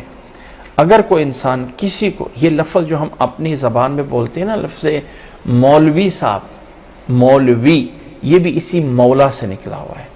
جو ہم کہتے ہیں نا مولانا صاحب، اب یہ مولانا جو ہیں یہ بھی مولا اور نہ آگے ضمیر ہے جمع کی ہمارے مولا. تو یہاں مولوی سے اور مولانا سے لیا جاتا ہے ہمارے دوست، ہمارے حمیتی، ہمارے سردار، ہمارے جو ہے وہ رہبر، یہ والے مفاہیم لیے جاتے ہیں۔ مولانا صاحب، عربی میں جو غلام ہوتا ہے اس پہ بھی مولا بولا جاتا ہے۔ مولا ابن عباس کا غلام، یہ حدیث میں کتنی بار استعمال ہوا ہے۔ تو لفظ جو ہے اس کی کوئی بڑا فرق نہیں ہے، مین ہے کہ اسے معنی کہاں لیا گیا ہے۔ لیکن ایک لفظ جو ہے وہ بعض دفعہ کسی کا امتیاز بن جاتا ہے۔ میں مثال دے کے سمجھاتا ہوں۔ نبی صلی اللہ علیہ وسلم کے صحابہ کے بارے میں ہم کہتے ہیں رضی اللہ تعالی عنہم یا رضی اللہ عنہ، یہ لفظ بولتے ہیں۔ بزرگ ہیں، اللہ کے اولیاء ہیں، نیک لوگ ہیں، ہم ان کے لیے بولتے ہیں رحمہ اللہ، رحمت اللہ علیہ، اس طرح کے الفاظ بولتے ہیں۔ اللہ کے نبی صلی اللہ علیہ وسلم کے لیے ہم بولتے ہیں صلی اللہ علیہ وسلم۔ جو پہلے انبیاء علیہ السلام گزرے ہیں ہم ان کے لیے بولتے ہیں علیہ السلام، ابراہیم علیہ السلام، عیسیٰ علیہ السلام، موسیٰ علیہ السلام، ان کے لیے علیہ السلام، صحابہ کے لیے رضی اللہ عنہ، بزرگوں کے لیے رحمہ اللہ، اور اللہ کے نبی صلی اللہ علیہ وسلم کے لیے تو درود ہے صلی اللہ علیہ وسلم۔ علیہ السلام کا معنی ہے اللہ تعالیٰ ان پہ سلامتی کرے، رضی اللہ کا معنی ہے اللہ ان سے راضی ہو جائے، رحمہ اللہ کا معنی ہے اللہ اس پہ رحمت کر دے۔ تو بطور معنی کے کسی بزرگ کو کہہ دیا جائے علیہ السلام تو اس میں کوئی گناہ نہیں ہے۔ کسی ولی کو ہم کہہ رہے ہیں علیہ السلام، اللہ تعالیٰ اس پہ سلامتی کرے، اس میں کوئی گناہ نہیں ہے۔ کسی صحابی کو ہم کہہ دیں علیہ السلام، اس میں کوئی گناہ نہیں ہے کہ فلاں صحابی علیہ السلام، اللہ تعالیٰ اس پہ سلامتی کرے۔ کسی نبی کے بارے میں موسیٰ رضی اللہ عنہ، عیسیٰ رضی اللہ عنہ کہہ دیں، کوئی گناہ نہیں ہے، اللہ ان سے راضی ہو جائے۔ اس طرح رد و بدل کرنے میں کوئی گناہ نہیں ہے جب انسان اس معنی اور مفہوم کو جانتا ہو۔ لیکن اگر انسان کہے اس بزرگ کو میں رضی اللہ عنہ اس لیے کہہ رہا ہوں کہ یہ اس صحابہ کے مرتبے تک پہنچ گیا ہے، یا اس علیہ السلام میں علی علیہ السلام اس لیے کہہ رہا ہوں کہ یہ نبی کے مرتبے کو پہنچ گیا ہے، تو تب یہ گناہ ہوگا اور تب یہ جرم ہو جائے گا۔ جب آپ کسی بزرگ کو کہہ دیں علیہ السلام تو کوئی حرج نہیں، جائز ہے، یہ ایک دعائیہ کلمات ہے۔ جیسے ہم کہتے ہیں نا فلاں مرحوم ہے، فلانا مرحوم، مرحومین بھی ہوتا ہے اللہ کی رحمت والے، جن پہ اللہ تعالی رحمت کی ہوئی، یعنی دنیا سے چلے گئے ہوئے ہیں، ان کے لیے علیہ السلام، علیہ الرحمہ کوئی حرج نہیں بول سکتے ہیں۔ لیکن اگر انسان نظریہ بنا کے، سوچ بنا کے کہتا ہے مولا علی، یعنی وہ مولا جو اللہ والا مولا ہے، ان اللہ مولاکم، وہ والے مولا علی، تو تب یہ کفر ہے، شرک ہے، گناہ ہے۔ اب نبی کے لیے آپ کہہ دیں علیہ السلام، صحابی کے لیے کہہ دیں علیہ السلام، کسی بزرگ کے لیے کہہ دیں علیہ السلام، جائز ہے بطور دعا کے، کوئی حرام نہیں ہے۔ جب آپ اس بات کو سمجھتے ہیں کوئی گناہ نہیں۔ لیکن اگر کوئی انسان اس لیے کہہ رہا ہے علی علیہ السلام کہ وہ کہنا چاہتا ہے کہ علی کا مرتبہ وہ ہے جو نبی کا مرتبہ ہے، تو یہ گناہ ہے، بلکہ یہ کفر ہے کہ کسی صحابی کا مرتبہ یہ کرنا یا کہہ دینا کہ وہ مشکل کشا ہو گیا ہے، وہ حاجت روا ہو گیا ہے۔ تو بات سمجھنے کی ہے، الفاظ کہیں بھی استعمال ہوتے ہیں، اس میں کوئی حرج نہیں ہے۔ عقیدہ ہے، اگر مولا علی کہہ کے عقیدہ صحیح کر رہا ہے تو جائز ہے، لیکن پھر دوسروں کے ساتھ بھی مولا بولنے میں کیا فرق پڑتا ہے کہ مولا ابی بکر بول دیا جائے اور مولا عمر اور مولا عثمان بول دیں، تو کوئی گناہ ہے؟ اللہ کے لیے سمجھنے کی کوشش کریں، قرآن کو پڑھیں، اللہ تعالیٰ اپنے قرآن میں کیا کہتا ہے، نبی صلی اللہ علیہ وسلم کی احادیث کو پڑھیں۔ تمام صحابہ، جتنا دل میں عزت ابو بکر رضی اللہ تعالی عنہ کے لیے ہے، اتنی ہی عزت اور احترام علی رضی اللہ تعالی عنہ کے لیے ہے۔ جتنی عزت علی رضی اللہ تعالی عنہ کے لیے ہے، اتنی ہی عزت اور احترام معاویہ رضی اللہ تعالی عنہ کے لیے بھی ہے۔ یہ صحابہ ہیں، اللہ کے نبی صلی اللہ علیہ وسلم کے پہلے وارث ہیں۔ مجھے اور آپ کو کس نے حق دیا ہے کہ میں ترازو لے کے بیٹھوں، فلاں صحیح تھا فلاں غلط تھا؟ اللہ نے مجھ سے نہیں پوچھنا قیامت والے دن بتاؤ علی حق پہ تھا یا بتاؤ معاویہ حق پہ تھے، بتاؤ کربلا میں صحیح تھا یا غلط تھا۔ یہ سوالات نہیں پوچھے جانے، اس سے ہمارا کوئی تعلق نہیں ہے۔ برحال یہ بات ضمناً آ گئی، وَإِن تَوَلَّوْا فَاعْلَمُوا أَنَّ اللَّهَ مَوْلَاكُمْ، اللہ تمہارا دوست ہے، اللہ تمہارا کارساز ہے، نعم المولا و نعم النصیر، اللہ ہی سب سے بڑا جو ہے وہ عمدہ مولا ہے، دوست، حمایتی، اس سب معنی میں ہے، و نعم المولا و نعم النصیر، اور کتنا اچھا، نعمہ کا معنی ہوتا ہے عمدہ، خوبصورت، عمدگی، یہ افعال مدح اسے بولا جاتا ہے، یعنی تعریف کے لیے کوئی کلمہ، نعم المولا و نعم النصیر، کتنا ہی اچھا مدد کرنے والا اللہ ہے۔ اللہ تعالی ہمیں عمل کرنے کی، اللہ ہمیں سمجھنے کی توفیق عطا فرمائے۔ آج ہم یہیں پہ اکتفا کرتے ہیں، اس کے بعد آگے جو ہے وہ 10واں پارہ شروع ہوتا ہے، انشاءاللہ تعالی ہم اس کو آئندہ کلاس میں پڑھیں گے۔ اللہ ہمیں عمل کرنے کی اور اللہ ہمیں سمجھنے کی توفیق عطا فرمائے۔ جزاکم اللہ احسن الجزاء، وآخر دعوانا ان الحمد للہ رب العالمین۔